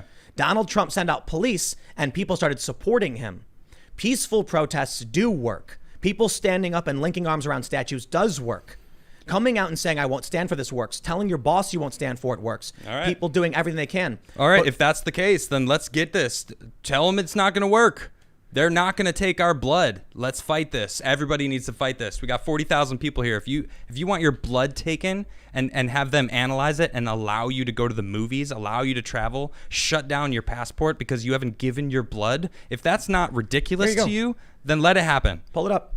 World Economic Forum. Let me just make sure you see this. NewsGuard certified. This website adheres to basic standards of credibility and transparency. 82.5 out of 100. Could this COVID-19 health passport be the future of travel and events? And here's the machines that actually do it. You're given your phone, you get a QR code, and they say straight up that, let me see where it is. They say specifically blood tests. Boom. This is from the United Nations. This is not America. It's I see it right there. It's the World Economic Forum. Okay. Yes. And they're doing this around the world. This is what they're calling for right now. COVID Pass, the brainchild of the World Economic Forum's young global leaders, Mustafa Mokas. It also involves YGLs across 5 continents, including Muna, Abu Suleiman, and Peggy Liu. COVID Pass uses blockchain technology to store encrypted data from individual blood tests, allowing users to prove they've tested negative for COVID-19. So will that come to the United States? Maybe not. But it also means our passports don't work anymore and we can't go anywhere. There's like, what are there, like 4 countries we can travel to now? I don't know. Yeah, there's like 4. That's insane. If you don't have a passport, how are you supposed to leave the U.S.? You can't. That's the point. Right. You can't go anywhere anymore. So there's a small. I think we can go to Turkey, Mexico, and a couple other countries. Not even Canada, right? There was a private jet full of ultra wealthy people that tried flying to Europe and got turned away and had to fly somewhere else. Yeah, we can't go to Canada either. Holy cow. And guess what the rich people are going to do? They're going to buy a St. Kitts and Nevis passport for $50,000 and then go wherever they want. They're going to buy citizenship because you can. It's called economic citizenship. Right. You got a rich person, got $500,000. You drop that in a bank account in some country. Boom, you're a citizen. You can go wherever you want. Jeez, dude. Now, they'll probably want your blood, I guess, because that's what the World Economic Forum is talking about. But let me go back to this point about all of the racism as a public health crisis. Listen, if they're telling us straight up what whiteness is and white supremacy, and it's a public health crisis, hey, the same as COVID. And they violated the Constitution to arrest business owners in New Jersey, in Texas, and Ohio, and Michigan. And this was months ago. They arrested the patron of a gym in New Jersey. And there have been some Back the Blue protests, but there hasn't been widespread outrage in terms of, on par with what we've seen from Black Lives Matter. In fact, the left doesn't seem to care all of this is going on. So I'll tell you what I'm seeing. We have seen absolutely zero evidence to suggest that, well, I take that back. I would say we have seen a tiny, tiny morsel to suggest that people will resist unconstitutional edict. And in this, the police will absolutely adhere to their orders over the Constitution. The 2 guys at ABOLISH Gym who said no, these are people, this is evidence to suggest some people will stand up and remain defiant. Someone sent me a law that was put into place a long time ago, I think in like 1986 or something, and it allows the president to take control of and basically turn all the police force into I don't remember the exact words, something about a posse something. So he can actually take control of them all. Theoretically under Directive 51 as well. But it was before Directive 51 even came into place. So he can enact that and enact the other thing. So it's like if they're going to follow their orders, technically it would be following the orders if the president ordered them to do something. If he actually would do it. I know. So listen, the point I'm making is if all of these cities and states, Colorado now, are saying racism is a public health crisis, well, cultural appropriation is racist. So yeah, white man playing rap music, they'll come to your house and tell you to stop. You can't do that. They'll come to your job and say no more schedules allowed. Other ridiculous nonsense. Who knows how absurd and insane they'll get. But we all saw what happened with Evergreen and Brett Weinstein. They shut everything down. They locked the administrators in their rooms. They wouldn't let them go to the bathroom. And when the guy was talking and he was waving his hands, they said, "Stop waving with your hands. It's racist." And when he did, they all laughed at him. It's the rise of authoritarianism, and they are using this to push it through. And all of these people are cheering for it in massive protests, and the silent majority is crossing their fingers that voting for Trump will fix it. Maybe. But these cities are doing this right now, and the progressives have already said, do whatever you want. Even if we lose, we are here forever. That's what some of these, they were tweeting it earlier. A bunch of progressives were like, we're here to stay. It's not going away. So I wonder about these cities where these declarations were put into effect. I wonder about these specific instances, but more importantly, I wonder about when Andrew Cuomo put sick people into nursing homes, killing, and I mean this quite literally, killing. He personally killed 6,500 people. Were there riots? Nope. Now, when a guy in Ferguson, which blows me away, tried to steal, I tell that to people and they don't even believe me. They get upset because actually someone completely blocked me because I just simply said that. Because I was talking about the numbers and I'm like, well, what about the fact that he killed thousands of people? And then I didn't even get a response. I just got blocked. It's like, oh, wow, okay. You just want to live in that blindness. And considering there are people who don't believe it, I pulled up the source. ProPublica is a left-wing publication. Okay, Yep. They probably would say they're legitimate journalism. They say, the Cuomo administration hasn't said which nursing homes were infected with COVID-19 after its order sent positive patients into them. Dozens of New York nursing homes didn't see their first COVID case until sick patients were sent there, many under Andrew Cuomo's state policy. To date, 6% of the state's nursing home population, roughly 6,500 residents, have died. That's Cuomo. He did that. Yes, he did. He's And got his blood approval on, and he's his got approval. blood on his hands. What's his approval rating at right now? It was at 60% last time I Oh yeah, checked. wonderful. His approval rating's at 60%. Because no one's great. talking about this, though. The mainstream media is Propping him not. up. They're not talking about that. Yep. So I have to Disgusting. wonder though, is it if people aren't standing up over all of these things we've just talked about, is the message actually reaching a silent majority? Or is the silent majority silent because they don't know? Because there's no, Yeah, maybe. in which case they're not going to vote for Trump. Well, you know what? I'm going to take this time to ask all of you to speak up, talk about all this stuff to everybody you know, because we're losing our freedoms right now. They're single-handedly taking all of our freedoms away. Just keep plucking them away one by one. Just gone, gone, gone, gone, gone. So unless you want to live with no freedoms, you better start standing up for yourselves, talking. It's your and rights. a lot of people are coming up to me and saying that they're speaking up, and it's awesome. And I love it. I love it so much. That's what I want to see. That's what we need to do. We need to speak up and fight this, because they're doing it in front of our eyes, and we're just sitting there like, they're not gonna make it worse, are they? They're not gonna make it. Well, nope, they just made it worse. Yep, racism is cultural appropriation is now illegal. Great, awesome. Check this out. Bloomberg says, among the causes for the declaration, as stated in the resolution, a quote, a failure by any of our citizens to acknowledge the prevalence of racism in our community and join in the fight to eradicate its effects on the majority of our residents is an unwelcome option. That's What? Memphis. What does that mean? Okay, so this is like what Jo Jorgensen was talking about when she gave that libertarian tweet about being anti-racist. This is not passively not being racist. This is actively taking the steps that they want you to take. This is just authoritarianism. Join the cult. 100%. Seriously. The Libertarian Party candidate told people what they must do. When the churches are shutting down, when the Supreme Court straight up said, we will infringe upon your right to freedom of religion. Yep. Where were the religious folk? Unless it's Where them. was anybody? You know, did you see, the funeral that went on the other day? It was messed up. Yep, that's right. They were sitting right next to each other. No masks. Packed the whole place in. And Obama was like, we can't have these big open events, or we can't have these big events with people all close to each other. Wink, wink. Right.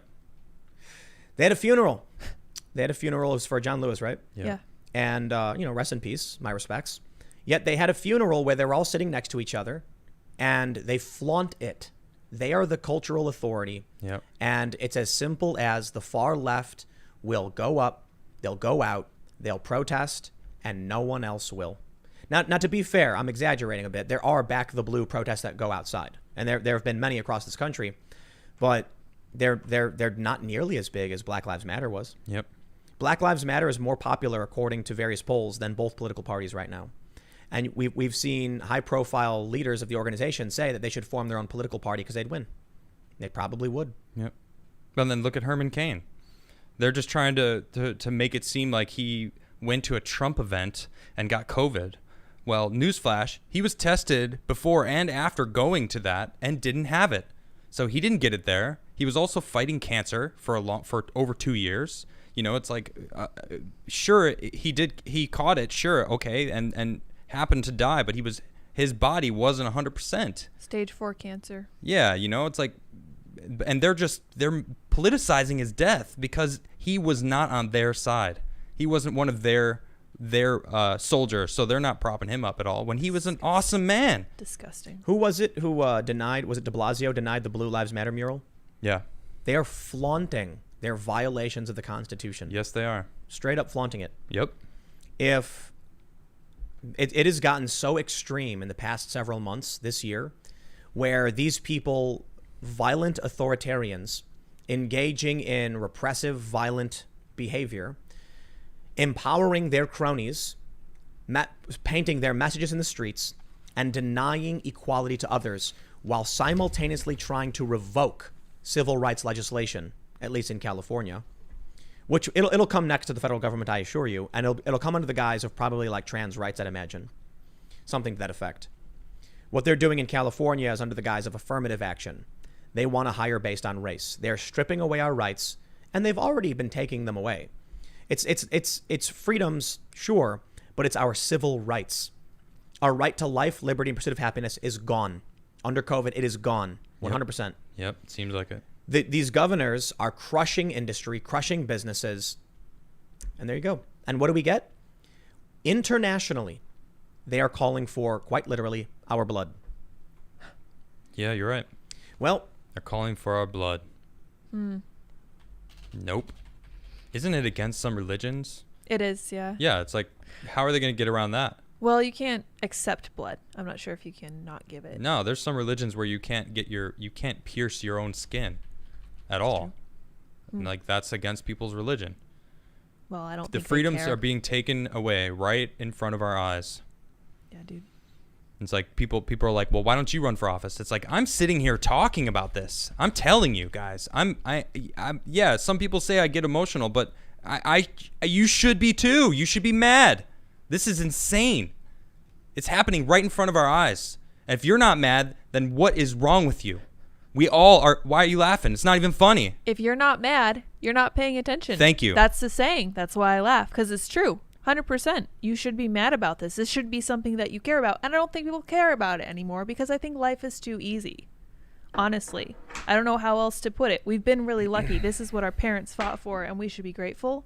But at the same time, why are we just going to let it go away? Honestly. Is this really what we want? If you care about your kids, then you should do something. I can't find the travel map. I was trying to find the travel map that they've been sharing. I can't remember which source it was. But it's a map of the Earth. And it's like the countries in blue are where you can travel to as an American. And there's like 4 countries. So I was talking to my friend in Ukraine because before, at the end of last year, I had actually went and hung out with her in Mexico.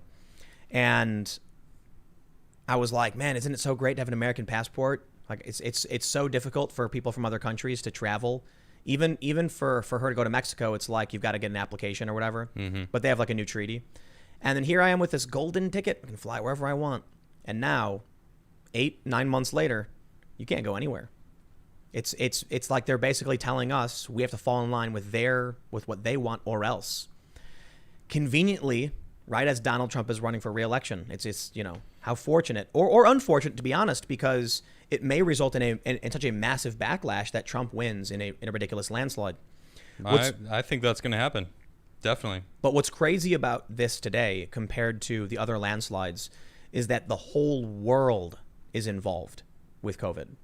The entire planet. I mean, I guess except Sweden, which kind of never did anything, And their deaths are dropping. Yep. And their caseloads are dropping. Yeah, I was encouraged.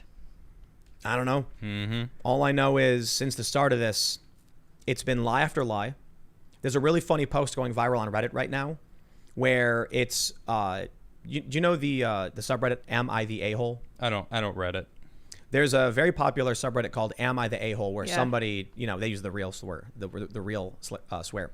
But basically what you do is you say, hey, today, my girlfriend made me pancakes and I didn't eat them because I had a stomachache and now she's upset. Am I the a-hole? It's like, that's how it works. Typically the stories are a bit more complicated than that, where they'll say something like, I bought tickets to an island vacation without consulting my wife. It was a surprise. Then it turns out she really hates, islands and she's upset. Am I the a-hole? And one of them was, it said, I made my kid wear a mask to school, even though the school mandated he not be allowed to wear it. Am I the a-hole? And they all said, yes. Why are you teaching your kid to be paranoid? Why are you telling your kid to wear masks? Don't you know wearing masks is wrong? You're so dumb. And it was from 4 months ago. Wow. Yeah, 4 months ago. They said, you're an a-hole if you wear a mask. Wow. You're an a-hole if you don't. And what are we seeing? You know what, man? There was a guy eating lunch with his wife, and they had masks. They took them off to eat their food, and the lady got mad, and she sprayed them. There was another story of a guy he took off his mask to eat, I think, a banana, and some guy splashed him in the face with coffee, so he punched the other guy in the face. Like, all over masks. So since the beginning of this, we've seen a violation of our rights. Businesses have been illegally shut down. People have been arrested for running their businesses. And that's it. Carry on. It's like, is the world ending or something? Is the simulation over? Or is the aliens going to be here and they're like, quick, everybody put on your best uniform. Everybody get in line because the aliens are going to land. I have no idea what's going on, but I'll tell you this. No, it's simple, Tim. They need to get Trump out of office so they don't all go to jail. I think you're right. That is the He's simple right. solution, man. I'm dead serious. That's Seriously. all it is. We're going to go to jail unless we... No, not us. The people that are making this all happen. That's what I mean. That's what they're saying. Yep. They're like, what do we do? We're getting called out. We need this to all to go away. Pull out the Trump stops. is not doing it because he's after us, and yeah, they're scared, and they should be, because Trump's gonna win, and they're gonna go to jail. I believe. Yeah, it. but don't Oh, you you're think? Don't you think they'd go a bit above and beyond cheating? What do you think 2020 is, dude? It's the cheat year. Yeah, this is this not above and beyond, Tim? All Looks like right. it to me. So here's the big question then. If November 4th rolls around and they say Joe Biden won, what do you do? Let's say it's like voting went off without a hitch. Joe Biden wins in a landslide. Donald Trump says, I lost everybody. Joe Biden immediately comes out and says the Durham investigation is over, done. On the 20th, the day I'm inaugurated, I am putting an end to all of this. All of Trump's policies erased. You know what I'm gonna do if that's the case? Crack open some whiskey. The only thing I can do. You know what I would do? You know what I would do? What would you do? I would get out my little ballot at the next election and I would vote someone's butt into office who would help hold him accountable. That would be the only thing I could do. I couldn't condone rioting. Everything would be Oh, gone. no, writing doesn't work. That's Right. the issue. Right. Everything would be gone. Any evidence that's there is gone if he gets into public. If that's come on. You know what I think, man? They didn't think Trump was going to win, so they didn't clean up house. You I what know. mean? I know. So they were like, I'm imagining, Obama doing the Obamagate stuff with Biden and Michael Flynn. And they're like, or, before Trump actually won, should we burn these documents? No, Trump can't win. It's fine. Then Trump wins, and they're like, oh, geez. They had an we insurance do? policy. Yeah, they did. Peter Strzok and Lisa Page. FBI agents talking about their insurance policy to stop Trump from winning. Yep. And then we straight learned- up saying, "Don't worry, he's not going to let him win. We got We this." won't let him." Yep. That's on the record. And she was, what did she say? Like, thank God or something? I don't know Something like exactly that. that, but she did say that we're not going Didn't to she let get him hired? win. Didn't she get hired by MSNBC? She is a commentator now. Yeah. Yeah. Yep. So So is McCabe. I don't know, man. I'm not 100% convinced that all of this goes away if Trump wins. I just know that Joe Biden can't. He can't win. Nope. Now, I mean, it's beyond all of this insanity that's been happening around the country. It's the fact that if you remove all of that from the equation, you've got a creepy dude who gropes little girls who falls asleep on TV. Okay. Who in their right mind would vote for this man? I have no idea. I don't understand the people. Then you add And all- not to mention his history of bills that he's put up and the racist stuff. Like, he's literally racist. Like, Did you hear what he all said of recently? the different? Oh goodness, another thing. Great. What? About how people can't distinguish, like how he basically said all Asians look the same. Oh my gosh. And I said, hey, whoa, that's not true, man. Well, in this instance, you're just white. In this instance, Right, of course. Because you He's- ain't black. The fact that he would say something as insanely racist as he basically said that when Trump criticizes China, it's racist because the average person can't tell the difference in his mind That's ridiculous. between like someone from South Korea or China. Yes, and that's one of the most insane things. It's like the dude's never actually traveled or met any of these people, but he actually says this, and they're like, "That's right, Joe." Like, why would you agree with this man? That's not true. I don't understand anyone that supports that guy. Yep. Anyone that supports him, all I can think is, oh, you're misinformed. Oh, Cute. oh, that's sad. That's where I'm at right now. You know what I hear from people on the left when they're like, when I talk about the guy throwing the explosive, for instance, they're like, Tim's lying. He won't talk about the peaceful protests. And I was like, there was a peaceful protest, and then a bunch of people started throwing explosives. So that's the story, right? What do you want me to say? You want me to lie and remove the explosives part? Yes, they do. Yep. They literally do. Yep. During Occupy Wall Street, I would film anything, cop, protester, or otherwise. I just filmed what was going on. I actually had them physically threaten me Wow. that I needed to stop filming them or else. The reason they tried taking a light approach was because I was getting a ton of attention for them. So long as it was beneficial, they were happy. Recently, I had this Antifa guy tell me that back in the day when we used to talk about the rights of freedom of expression, liberalism, free speech, etc., they were using me. They knew that as long as I was hanging out with them and was friends with them, people were more likely to see a positive view of them. And the moment that, that camp broke up and I left, I was absolutely their enemy.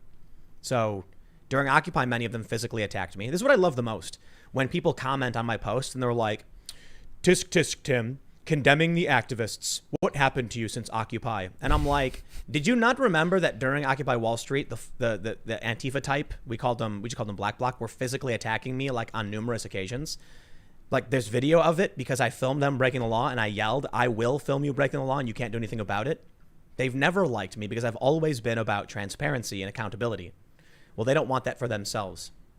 Funny that. We should read super chats. Yes. Yes, we should. Let's see. Joshua Kitchen says, read Craig Carter comment on civil forfeiture. That is a good topic too. Yes, absolutely. David Arnold says, I live in Kotzebue, Alaska, population 3,000. I agree, get the hell out of the cities. It's awesome being in a small, tight community. Love your show, guys. And Adam, keep fighting for hope.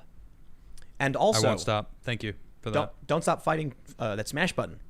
Just gotta smash that like button. I won't. That's a smash button. No, I'm Smash just button. gonna say, Yeah. someone actually sent me these glasses. Those are neat. These are actually like a really quality whiskey glass. It's the Glencairn glass, and this is a crazy story. I actually went and bought a pack myself, and then I got home and I got it in the mail.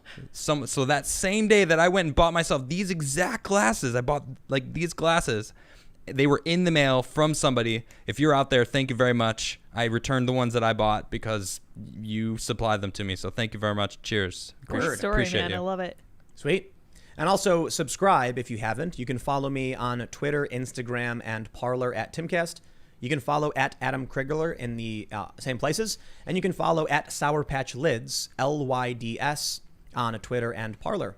And again, subscribe if you haven't already. We do the show Monday through Friday at 8 p.m. And after the show at 10 p.m., we're going to do a jam session led by Adam. He'll play some tunes. I got a new guitar.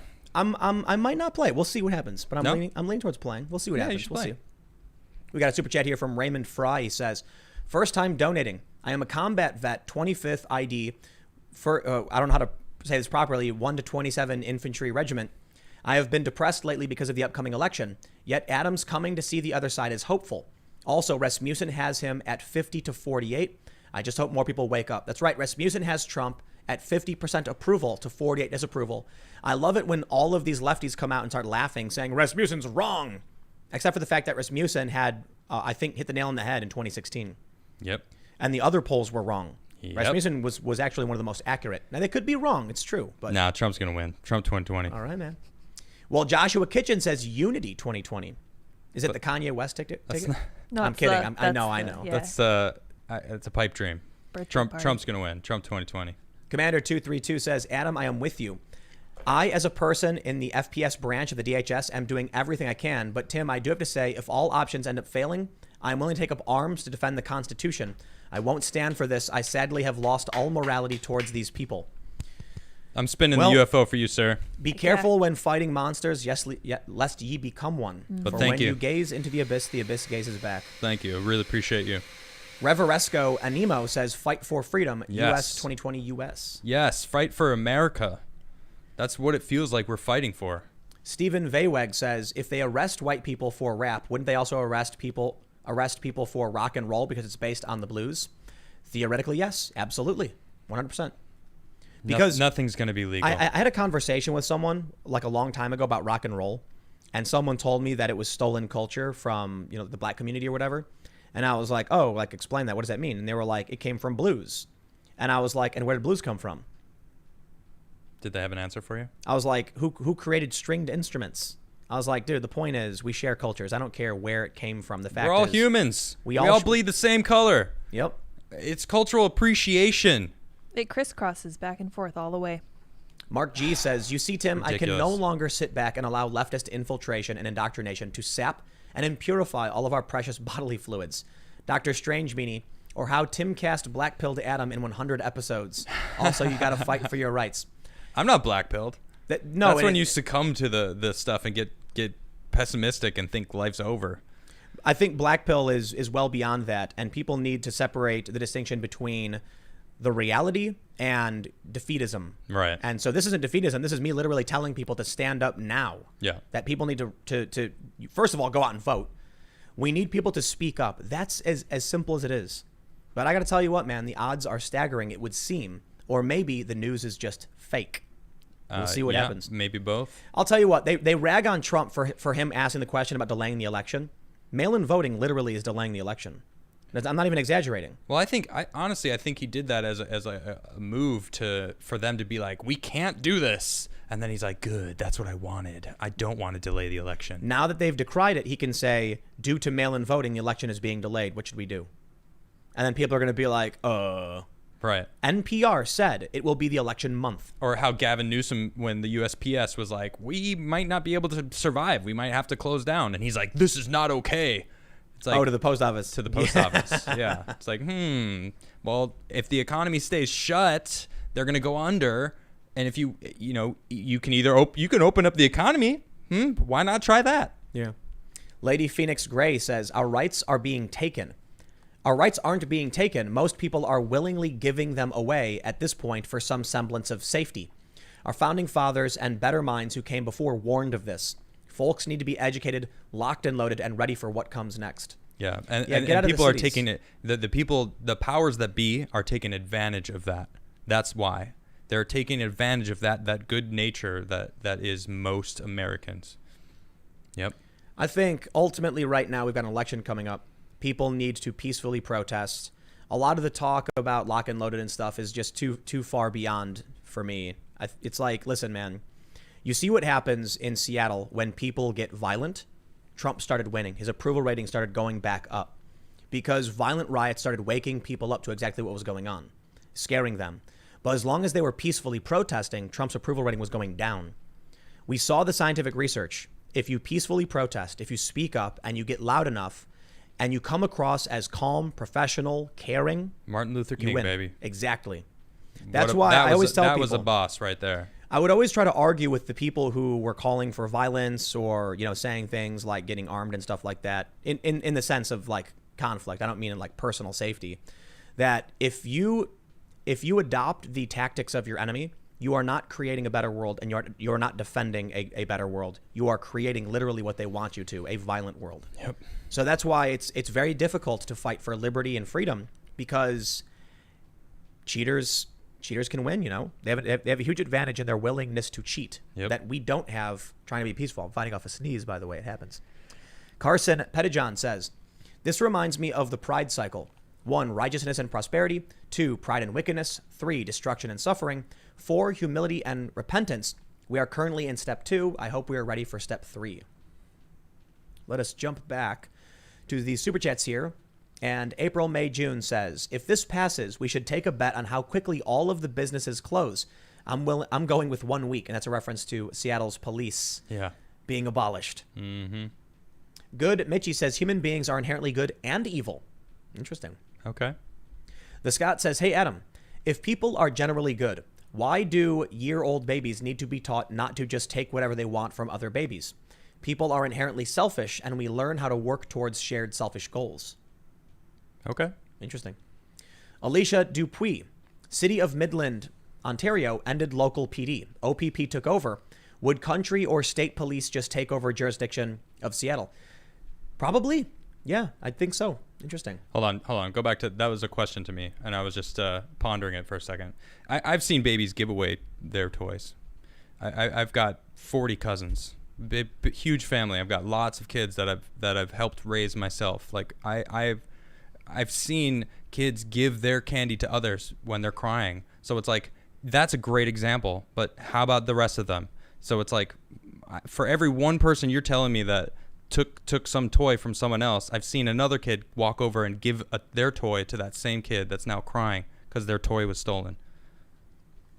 So it's like anyone can be evil, anyone can be good, and it depends on the person that they're interacting with too. Any environment, every single situation is different. We can't, this is the issue. Everyone keeps narrowing it down to one thing, one issue, when every issue is a complex puzzle that we have to take 5-10 steps back to get a good view of it all. No.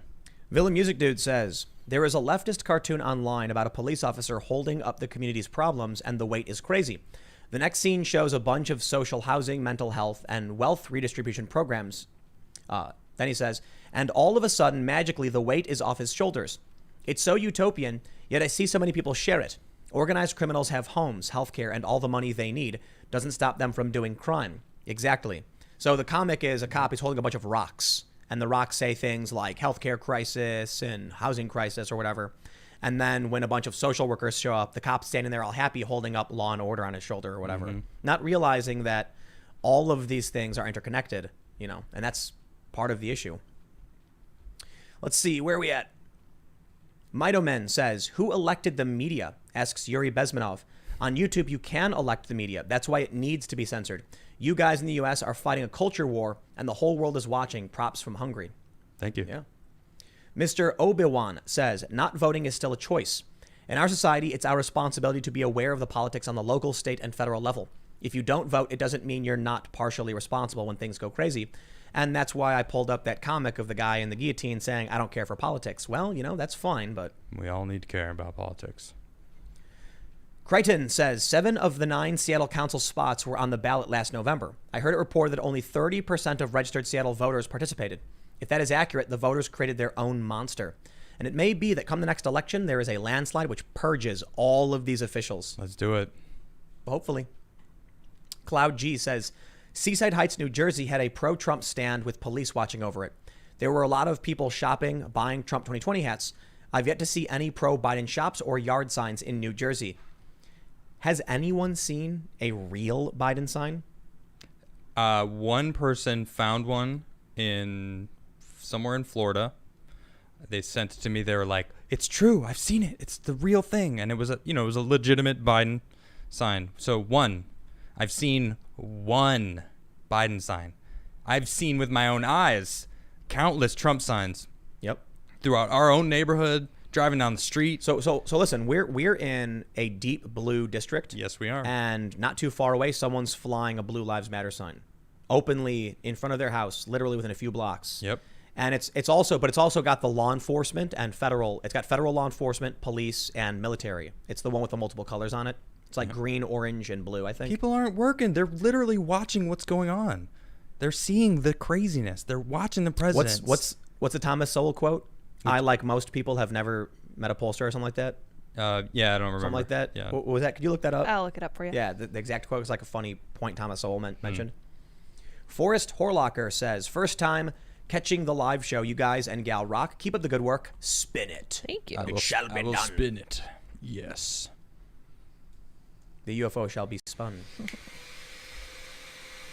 Gareth Green says, an anarchist drug dealer friend recently asked me how I could call myself a libertarian if I'm not happy to see a federal courthouse burn. Because my understanding of big L libertarian is some government, not no government. Unless you're an anarcho-capitalist, in which case you're like, no government. The invisible hand shall guide us. And then our rivers burst into flames. Literally. Raymond Fry says, first time donating. Oh, I read that one. Sorry. Tim H says, a rifle behind every blade of grass and blue helmets make good targets. I don't know what that means, but please no violence. I think it has something to the UN coming in. Or no, they're white helmets. I don't know. Maybe they're blue. PJ Madigan says, okay, it's really time to get organized and start standing up, everyone. They will enact laws that will go against everything you believe in very soon. This is a now or never moment. Who is going to stand and fight and where? Thank you. And yes, definitely. Again, the election is the most important thing. Yeah, but then you call these same people out for just doing nothing and waiting for the election. How can you just sit there and say that with the election's a straight in a face? few months. Yeah, I know, but come on, man. And now we need super majorities, and then you hold the politicians accountable to go and pass a bunch of reforms and knock all this stuff out of the park and end it. So yeah, so vote. Right. That you were calling these people out for not doing anything and just sitting there doing nothing, waiting to vote. And now you're just saying that's what they need to do is just vote. I just find it a little silly that's your stance now. You're for some reason just making up that by me saying get ready to vote, I'm saying don't protest anymore. I've literally been telling people to stand up to their bosses and their jobs and call their politicians endlessly, and the big fight coming up is the election. Okay. All right. Gareth Green again says, I'm a rich kid from California, and my parents are looking to get their money out of the country and possibly move out of the state, if not the country themselves. Yeah, well, if you have If you can leave, right? with your passport, yeah. From what I'm finding out, you can't even leave anymore. The New York Times had an article talking about which places you can go to as of now, and it's a bunch of really small, like, Caribbean nations and stuff. But in the past couple of weeks, there's been, like, countries have said no to Americans. I mean, do you think that's because of COVID, or do you think that's because America just seems crazy to the global scene, or do you think it has something to do with... They say it's COVID. All right. Because, like, all these European countries are like, we got it under control, and the U.S. doesn't. Yeah. When Do we? Or I don't even know if it's true anymore that we have it under control or not. I feel like they're just politicizing it, trying to keep everyone afraid. I don't know, man. They're trying to make it so that the people that don't wear masks are crazy Trump supporters. And it's like, I wear a mask. I'm a Trump supporter. Like, what are you talking about? It's crazy. There was a tweet from somebody, a resistance guy, one of these, like, never Trump or whatever's, Yeah. who said something like, if you want things to return to normal, vote for Biden. It was something like that. It was like, certainly, if you want things to return to normal, then the smartest thing you would do is vote for Biden. That's the I believe that's called the blue pill. You wake up, you go back to work like nothing's happened. You don't know what's really going on. That's what they want. They want the wool pulled back over your eyes so they can continue doing what they're doing. I think this was actually That's pretty accurate. That's Biden right there. This was the ultimatum. This was the demand. If you want your life back, get on your knees now and accept it. That's or so else. messed up. Where is that from? So it was some never Trumper guy tweeted it. Now, I think the point he was trying to make the point where it's like Biden will fix everything, Yeah, right. and your lives will be like they used to be. Yeah, but that's Remember the good old days? That's a threat. What they were Right. saying. I mean, to me, it was. Yeah, I mean, to most sane people, that's what it was. Chris Brown says, "Hey guys, I'm a Navy vet and a Christian. I've been listening to you guys every night for a while now. I live in Jacksonville, Florida. If you guys ever need an extra man in the field, I'd love to work for you guys. Spin the Neo Soy Jesus. I will do that for you, sir." The Neo Soy Jesus. I'm guessing that's the UFO, Oh, right. but he said Neo, but That's what we spin. maybe I'm Neo. I don't know. Who knows? Wildhead Fox says, what do you think of setting a max 20 years in politics at any level? 20 years total to spend as a governor, senator, rep, etc. at any level. Yes. Take care of these do-nothing incumbents and stop Sanders-like folks who never worked a real job a day in their lives. It's actually a really good point about term limits. I love it. I want term limits. Get these incumbents that have been sitting there for 50 years doing nothing, blaming everyone else on what's actually going on when they're the ones not fixing anything. And Bernie, Come who's on. never had a real job. He never has. That's He's true. only ever done politics. He tried being in a commune and got kicked out. Oh, yeah? For being too lazy, right? Is that what it was? No, it wasn't for being too lazy. It's because he was talking about socialism with everyone. That's what he did. And they were like, dude, stop. We got to work the fields. He's like, yeah, but socialism. They're like, get out of here. Wow. Why don't you give me the food you grew? Because we got to share. And then I'll go and read a book about socialism. It's a winning ridiculous. More strategy. exaggerated Bernie Sanders. Byron Banks says, hey, Tim and Adam, why aren't the Dems agreeing with Trump on the voting delay Trump proposed? It's an opportunity to re-roll the primaries and get someone in there that isn't a documented racist. Orange man bad. Yeah. Anything he says, they got to go against. So Even if it would advantage them, it's like, like the Babylon Bee says in the joke article, in a genius move, Trump supports impeachment, forcing Democrats to oppose. I was just informed by the awesome chat. A Neo is a near-Earth object. So it is actually very near our Earth here. It is. Yeah. And it is bouncing. Cool. Yep. Garrett Chant says, we need to reboot our government. The game froze, eject the cartridge, and start from the last save point. Hopefully this time we can do better. But that's the argument they're making for Biden. The argument for Biden is to bring it back to the Obama era when things were nice. It's like, you liked it during Obama, right? Everything was great. And Yeah, but they don't realize that era was nice from like the years, like decades of stuff that has been going on. well, it was coming right after the Great Recession. Yeah. And the other issue is, regardless, those days aren't coming back. No. There's a new ideology sweeping through this country, and it's only a matter of time before this whole channel gets banned. Yep. And then I'm living in a van down by the river, and it's like, but we're dangerously close. I'm gonna start looking at vans, man. Jeez. RVs. Yeah, Well, I don't know. Look, My man. goodness. For those that are watching, it's no joke. We are dangerously close to the nuke. And it's funny when I hear people say, they're like, oh, calm down, Tim, you follow all the rules. No, you don't get it, man. you can't have you can have these smaller channels, but if this show Timcast IRL is up to 500,000 subscribers in 6 months. Yeah, I mean, did. it is a meteoric rise. And I'm really grateful to all of you guys who are watching. We have about 32,000 subscribers in the past month alone. Yeah. People are starting to take notice. Prominent, far leftists are starting to complain. They're starting to screenshot things and complain about it on their shows, and they are going to come after us as to the best of their abilities. Yeah, they don't want people having this kind of conversation. It's Like absolutely. we don't always agree, but we're still friends. But even today, it's like, yeah, sure, it might have gotten a little emotional, but it's like we're still going to be friends. We're still going to do the show because this is important.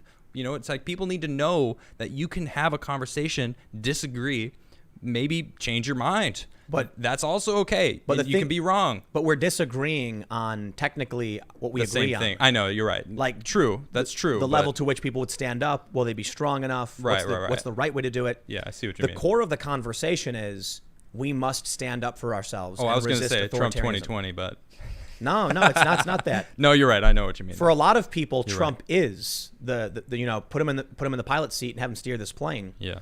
But for me, it's more about yes, I get it, but individually stand up for what you believe in, stand up for your rights, and call them out.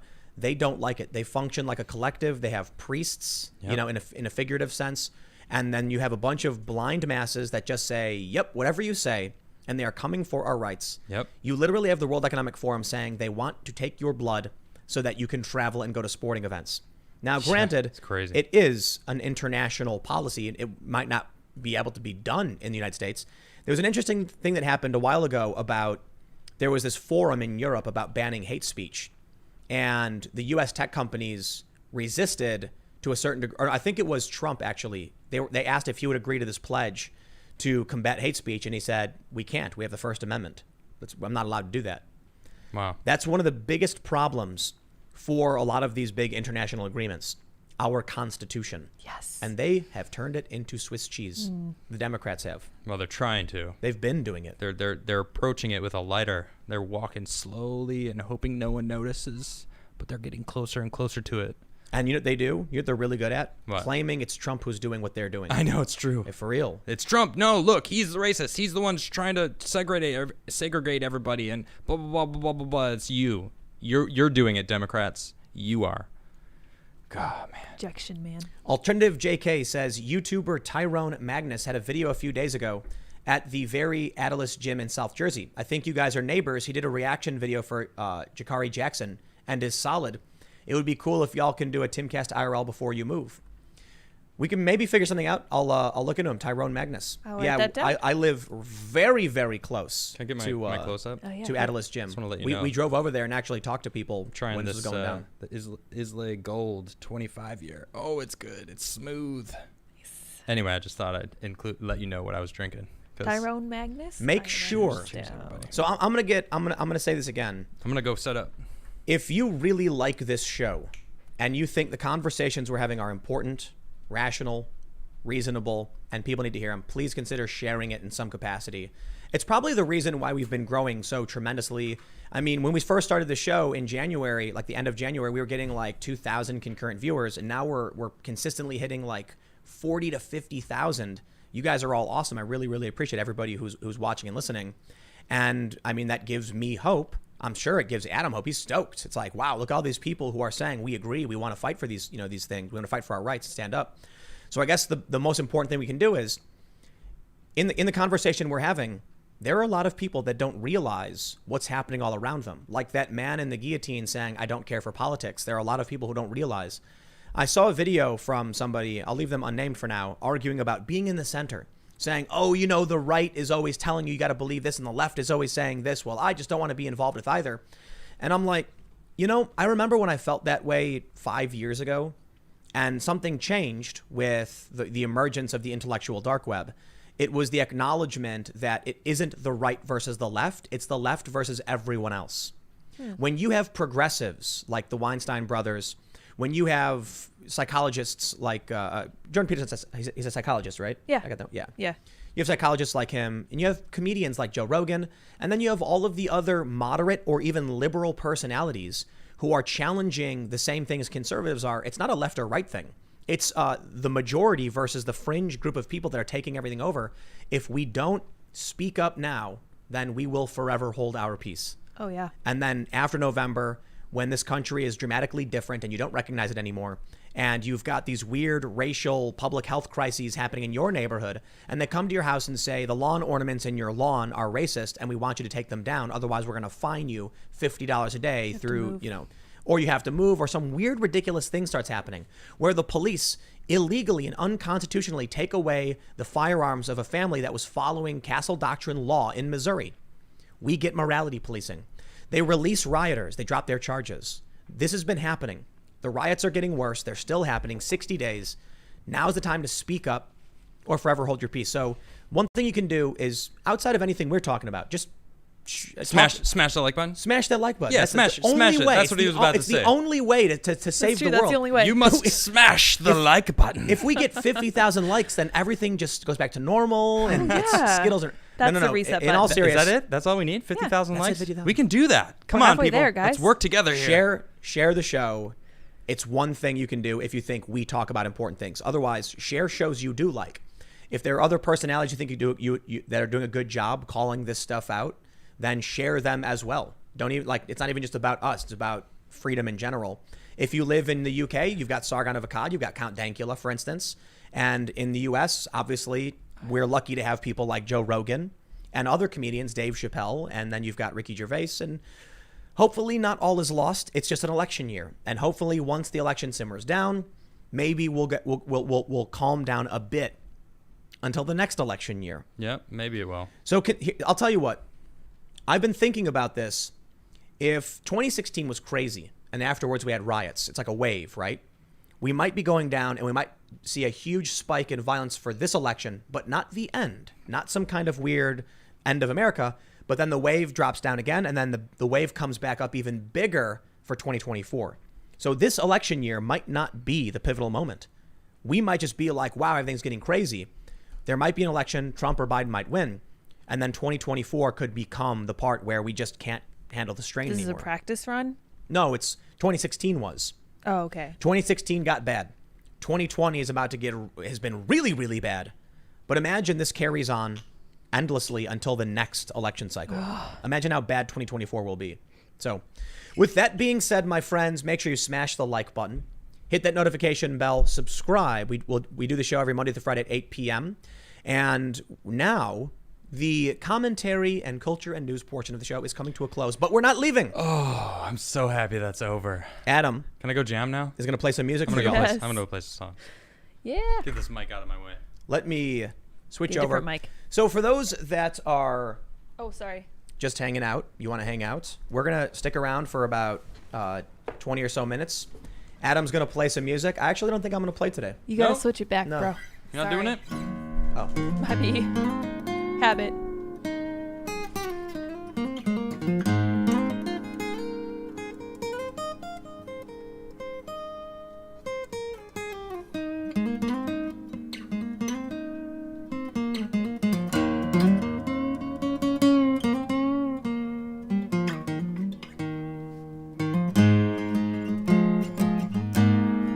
How's it sound? Sounds great. So this is my new guitar.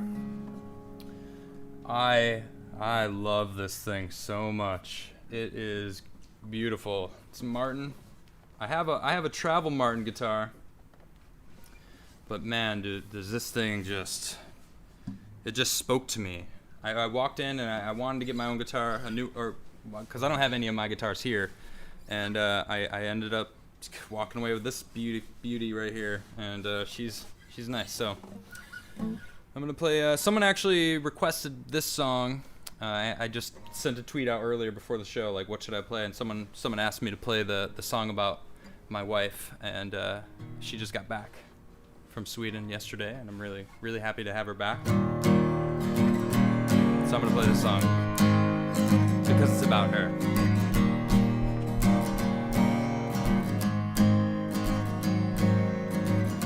I took a walk tonight with my love. all the cats are in the street. Like us, they're trying to find a way home. Yeah, face life and land on their feet. Talking about those little things that make you sing and feel alright. A natural high inside, like sunshine and rain. A fresh coffee to start my day. Well, I'm just glad I found my way home with you. I've been walking it so long. Well, now I'm walking with you. I've been walking it so long.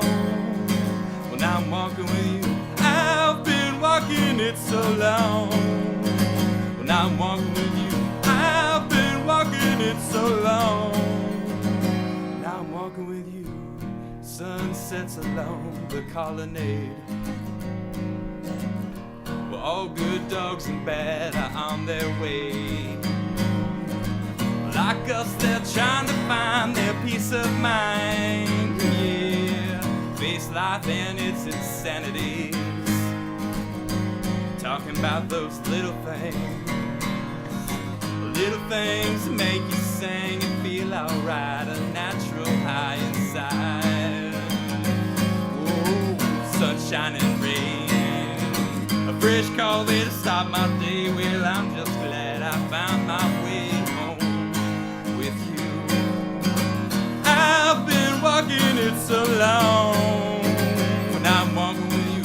I've been walking it so long. When I'm walking with you. I've been walking it so long. When I'm walking with you. I've been walking it so long. When I'm walking with you. And I felt it from the start, a connection from the stars. I've been walking it so long. Now I'm walking with you. I've been walking it so long. Now I'm walking with you.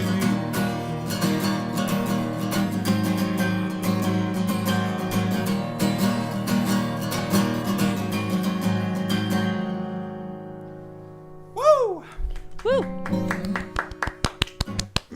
Thank you. Play one. Oh, you're gonna play Yes. one. Yeah, All because right. someone said please. Oh, Yes. that was nice. That's great. Hopefully the sound levels are all good and all that jazz. I'm sure they are.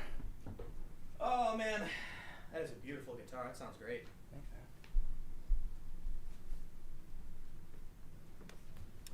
I've been working on a couple new songs, but with my work schedule. So I'm just going to try and play a song. It's usually about trying to play and tuning.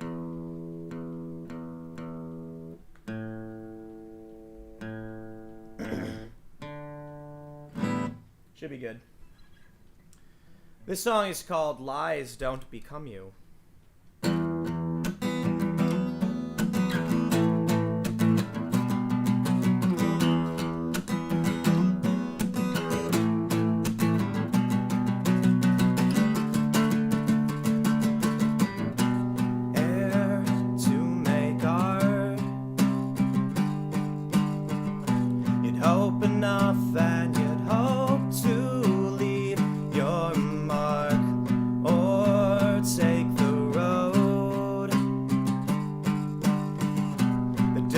Shows where the trees cannot grow.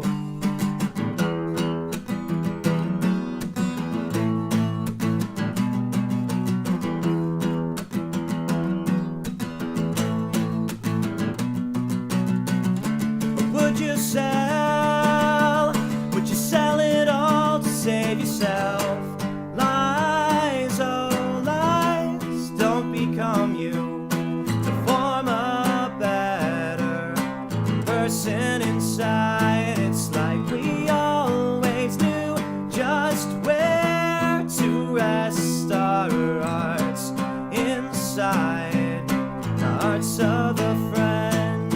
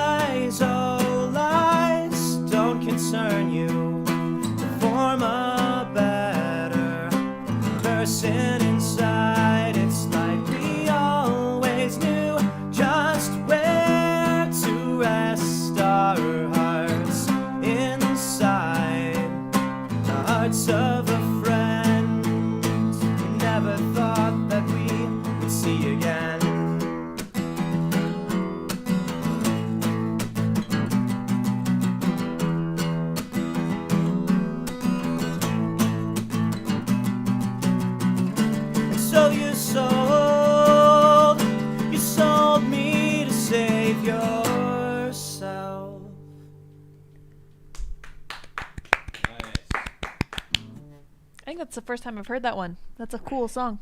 I think you played it before. Yep. All right. I'm gonna warm up the fingers a little bit.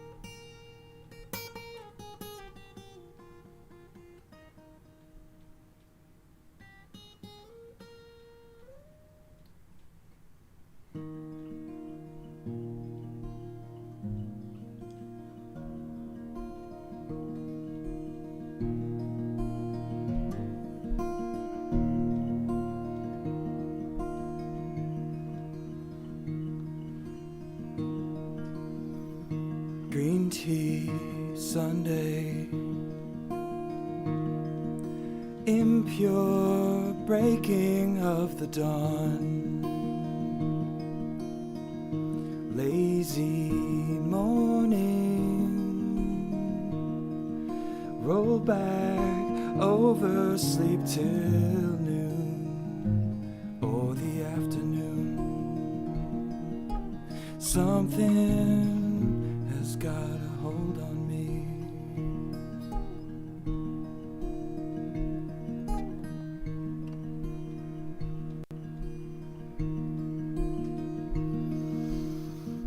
Tasty weekend,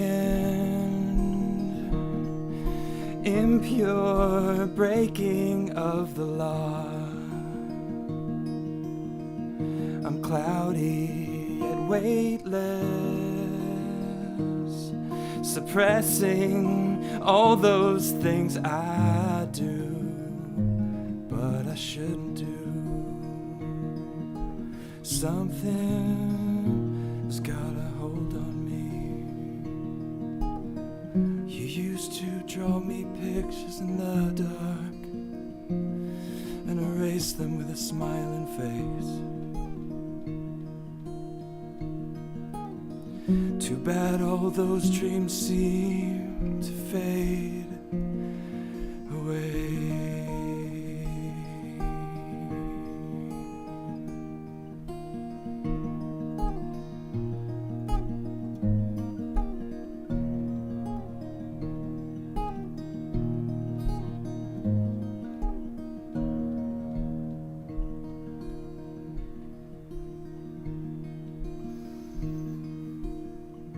The haunting green tea,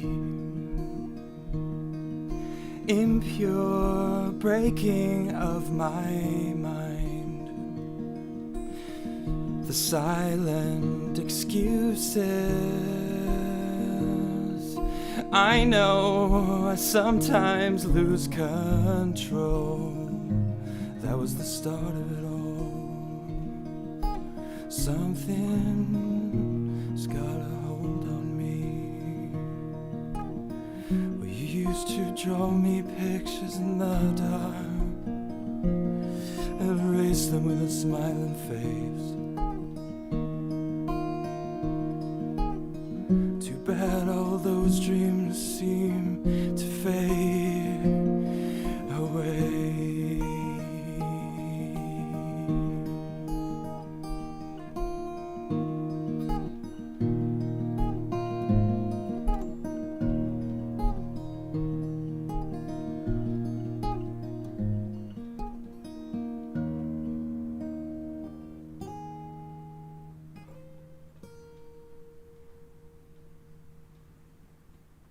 Woo!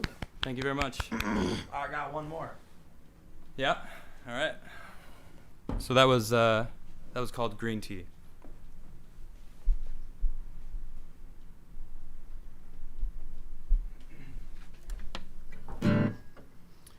Oh man, I don't think I've played this song for anybody in like 10 years.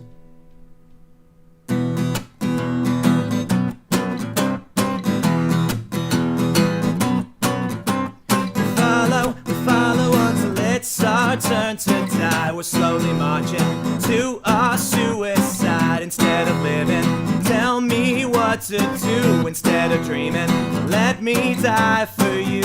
If I could see the darkness shroud the eyes of the tainted minds, I'd be alright. We're marching to the beat of genocide. We're killing at the whims of tides of our nation, so we can be the biggest baddie across the sea. Break free from controlled reality and find your way from this, to get away from it. But I cannot find a better way from all the better things that you give to me. Oh no, not I. Cannot find a better way from all the better things that you give to me.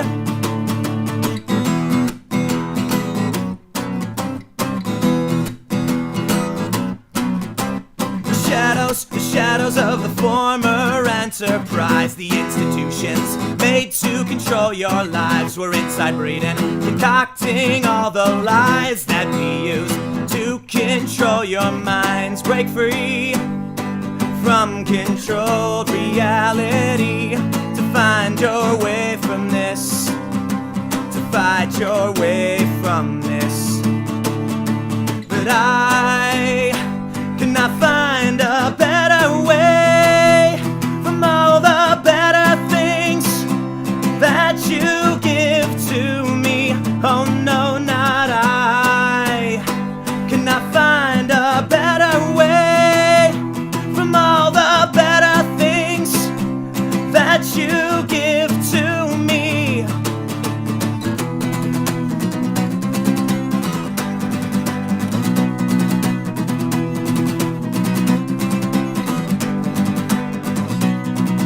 I need this more than you will ever know. I've heard you play that. I was singing along. You said 10 years, but I remember you played that when I was crashing on your couch in Brooklyn, yeah. And we were actually jamming a lot at that point. Woo. And Hot. no, my pick is gone. Oh no! The picks! Oh, I see one on the ground. Nice! Score! Found a pick.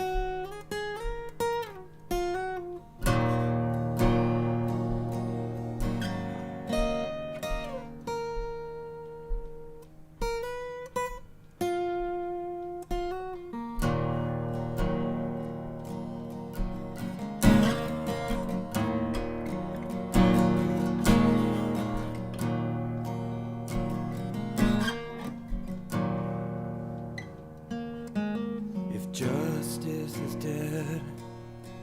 then it's worth liberating.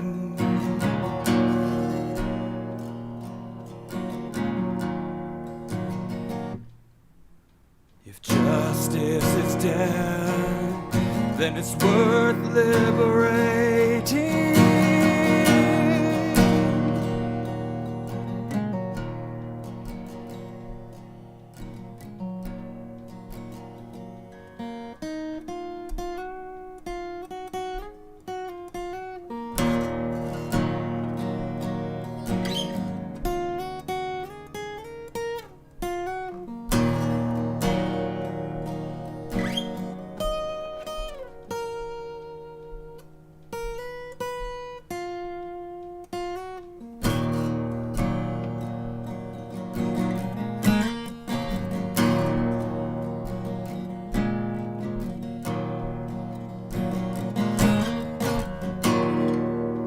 And these are my thoughts for you.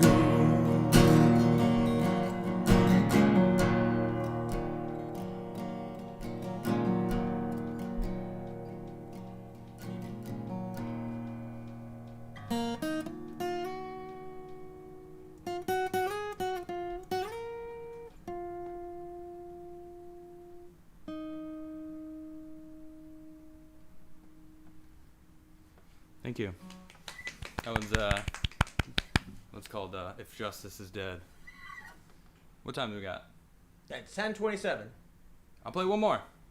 You gotta play one of the classic singles, man. Well, I was gonna say Melancholy Hellhound.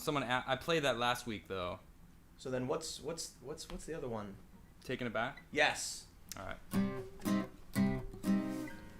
Actually, I just want to double check something. Whatever, I don't need that. Okay.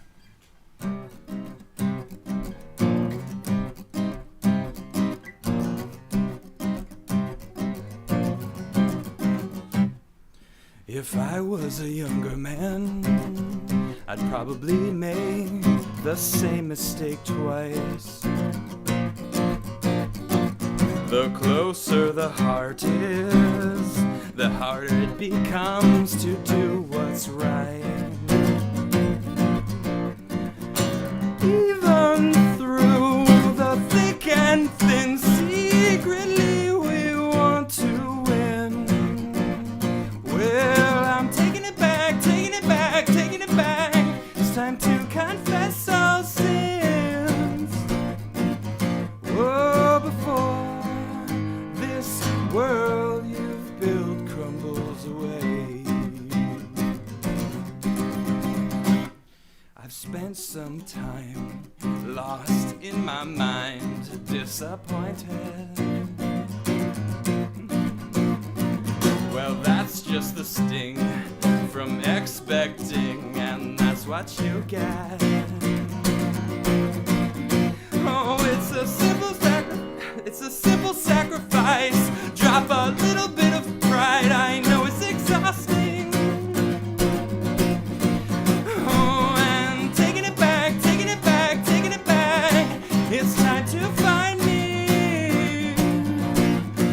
Whoa, before the world I've built crumbles away. It started with cold feet, let me begin again. Hindsight's obviously the clearest option. I'm taking it back with all that I believe in. Everything happens, I won't fight the reasons. You say you've learned from your mistakes and you're experienced. And then comes the day from left field, as they say, has left you in a daze. Oh, it happens all the time. A high tide of the mind, struggling for oxygen. Oh, and taking it back, taking it back, taking it back. It's the only option. Whoa, before that world you've built crumbles away. It started with cold feet, let me begin again. Hindsight's obviously the clearest option. I'm taking it back with all that I believe in. happens, I won't fight the reasons. Thank you, everybody. Woo! I love that guitar. My goodness. Come back over. Good fun. I guess that just about concludes the jam night. That was pretty fun. Yeah, man. I love it. Hey, everybody. Thanks for staying around. Wow, we still got a lot of people here. Wow. Everybody chilling. Thank you. It's so cool. Almost 30,000 likes. That's amazing. But almost 30,000. Not enough. Didn't quite cut it. Not enough for me to change beanies. Nope. But thanks for everyone for hanging out and listening to us play. Yeah, absolutely, As per Friday night tradition. Good old Friday night. Yep. It's going to be a massive, monstrous heat wave for the next week, which is a awful, horrifying nightmare. Here's hoping that the hurricane doesn't mess up the astronauts. No, the astronauts coming back. The Dragon, Endeavor is supposed to come back this weekend. I hope that the weather is permitting for them to return home, and it doesn't get pushed back. But who knows? They're looking at the weather. But here's the good weather for them. Right on, man. Yeah. Well, to everybody who stuck around, you are the diehardest of diehard fans. So I think you already know to smash the like button, subscribe, notification bell, and all that good stuff. And we'll be back to Monday. I almost said tomorrow. 29K. They were so close. 29K. Yeah. Yeah. And it'll probably hit 30, but we're about to leave, so It's unfortunate. We're going to go chill out, go to bed. I'm going to be up first thing in the morning and do my show as per usual. So you guys will see me in the usual over at Timcast. And then this show will be back Monday at 8 p.m. live, as per usual. And we are getting very, very close to setting up the new facility. So probably, I'd imagine a month from now, we'll be in full swing with the new, facility. Probably 1 month from now, we'll be fully in the new spot. And facility is the appropriate word because it's going to be like a real business and everything, like real office space. And I'm excited. Yeah, it's going to be great. We're going to have more people. It's going to be really good. Thanks for hanging out, everybody. We'll see you on Monday. Take care. Have a good night, everybody.